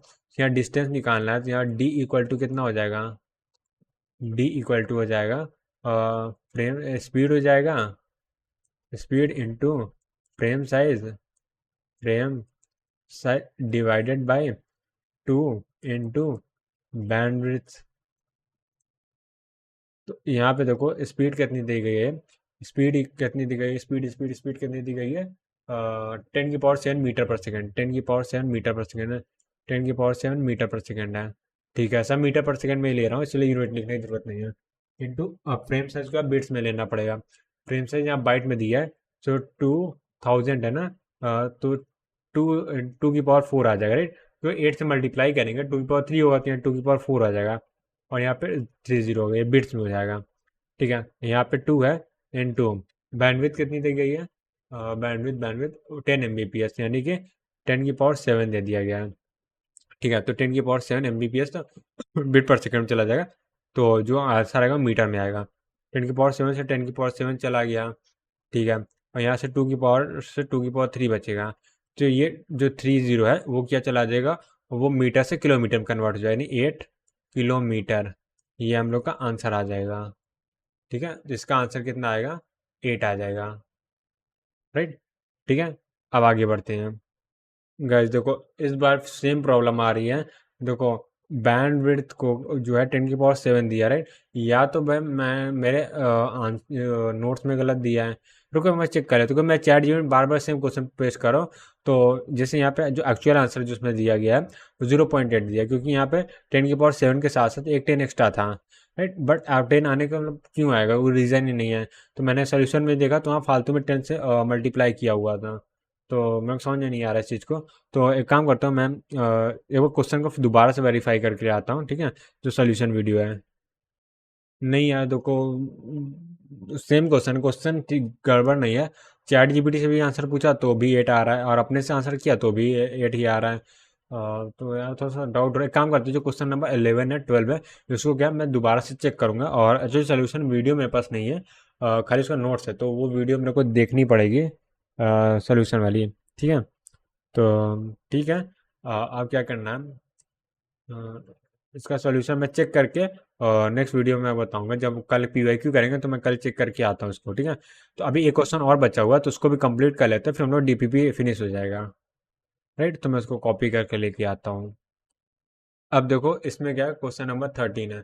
सो क्वेश्चन नंबर 13 क्या, टू स्टेशन ए, अभी दो स्टेशन है जो कि कनेक्टेड है लैन का यूज करके, इथरनेट लाइन वाला सीएसएम में CD, each has already a queue frame transmit, ठीक है। Both A attempt, back off time वाला क्वेश्चन, अच्छा, ठीक है, ठीक है, पुल, ठीक है, both A and B attempt to transmit a frame collide A win, ठीक है, यानी कि जो जैसे जैसे बोला वैसे स्ट्रक्चर बनाते चलते हैं। कलर चेंज कर लेता हूँ, ग्रीन से करती हूँ। ए है, बी है। तो देखो यहाँ पे एक बार कोलाइड हुआ तो यहाँ पे के की वैल्यू जब 1 हुई थी तो यहाँ पे कितने चांसेस होंगे, 0 होंगे, 1 होंगे, ठीक है। ये हम लोग ना एग्जाम्पल में देखें, यहाँ पे भी के की वैल्यू 1 हो गई होगी, तो यहाँ पे 0 और 1 होंगे। ये क्या हो गया, आर की वैल्यूज होती हैं, ठीक है। और इसमें क्या हो रहा है, पहली बार में क्या हो रहा है, ए जीत जा रहा है, सेम केस ए जीत जा रहा है, ए की वैल्यू 0 होगी और आर की वैल्यू, सॉरी, इसमें के की वैल्यू 1 होगी, ठीक है। What is the probability up to 3 that B win second back off time, ठीक है। बी सेकंड बार जीत जा रहा है, ठीक है। तो यहाँ पे क्या होगा कि ये क्या एक सक्सेसफुल हो गया, तो दोबारा क्या होगा, ये जो है दूसरी फ्रेम सेंड करेगा। तो वो अगर कोलाइड होगा, वहाँ के की वैल्यू 1 होगी, तो यहाँ 0 होगा, यहाँ 1 होगा, और यहाँ पे के की वैल्यू क्या हो जाएगी, 2 हो जाएगी, और यहाँ पे 0 हो जाएगा, 1 हो जाएगा, 3 हो जाएगा, राइट। क्योंकि के की वैल्यू 2 है, 2 की पावर 2 4 होता है, 4 माइनस 1 3 होता है, राइट, ठीक है। ये चीज़ हो जाएगा। एक सेकंड, एक सेकंड, जस्ट अ सेकंड, यहाँ पे 2 भी तो होगा ना, 2 क्यों नहीं लिखा ठीक है। अब बी को जीतना है, ठीक है। तो यहाँ पे फेवरेबल केसेस कितने बन जाएंगे, प्रोबेबिलिटी में फेवरेबल अपॉन टोटल होता है, राइट। तो फेवरेबल केसेस कौन कौन से बन जाएंगे, ए अगर 0 चुनता है तो बी के पास कोई भी रास्ता नहीं है जीतने का, राइट, ठीक है। ए अगर 0 चुनता है तो बी अगर 0 चुनता है कोलाइड हो जाएगा, 1 चुनता है तो हार जाएगा, 2 चुनता है हार जाएगा, 3 चुनता है हार जाएगा। तो यहाँ पे 0 तो नहीं आ सकता। ए अगर 1 चुनता है, बी 0 चुनता है, जीत जाएगा।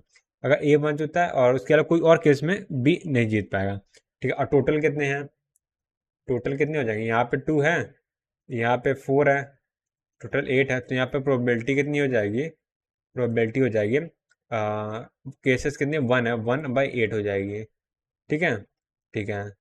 तो यहाँ पे 12.5 समथिंग आएगा, राइट, 12.500, ठीक है, ठीक है। ये हम लोग का आंसर आ जाएगा, राइट।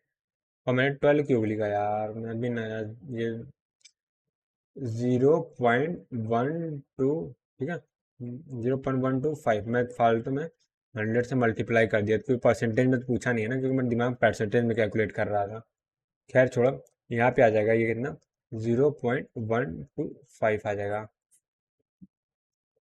तो क्या हो गया,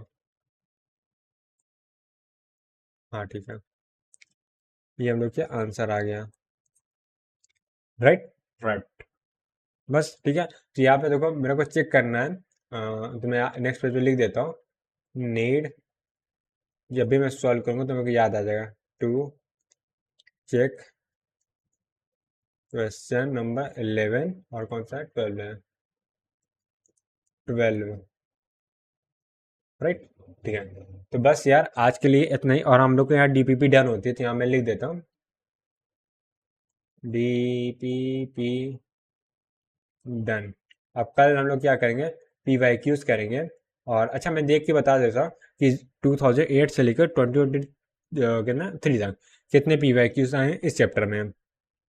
वेल ज़्यादा नहीं है, टोटल क्वेश्चन नंबर कितने, 9 क्वेश्चन हैं जो कि आए हुए हैं, ठीक है, ठीक है। तो कल हम लोग इन 9 क्वेश्चन कंप्लीट करेंगे, और इसी के साथ क्या होगा, हम लोग का पूरा ऑफिशियली डेटा लिंक लेयर के सारे पीवाईक्यू, सारे DPP up to the data link layer finish हो जाएगा कल। और नेटवर्क लेयर अभी हम लोग स्टार्ट ही किया, हम लोग ज़्यादा कुछ पढ़ा भी नहीं है, क्योंकि एक लास्ट 1 वीक से हम लोग नेटवर्क लेयर नहीं पढ़ रहे थे, हम लोग ऑपरेटिंग सिस्टम पढ़ रहे थे। तो मैंने सोचा एक बार फिर से वो अल्टरनेट वाला कंटिन्यू करते हैं। इससे क्या होता है ना, 2 सब्जेक्ट लगातार चलते रहते हैं। अब लास्ट वीक तक मैंने क्या किया था, सोचा ट्राई किया था, मेमोरी मैनेज कंप्लीट हो जाएगा, बट थोड़ा सा उसमें बाकी रह गया है, तो मैं भी 1-2 लेक्चर लगेंगे फिनिश होने में, क्योंकि स्पीड अप में कर सकता था बट मज़ा नहीं आता, ठीक है, इसीलिए मैंने क्या किया, नहीं किया, ठीक है। तो बस यार आज के लिए इतना ही, मिलते हैं नेक्स्ट वीडियो में, तो bye bye, see ya, take care, have a nice day.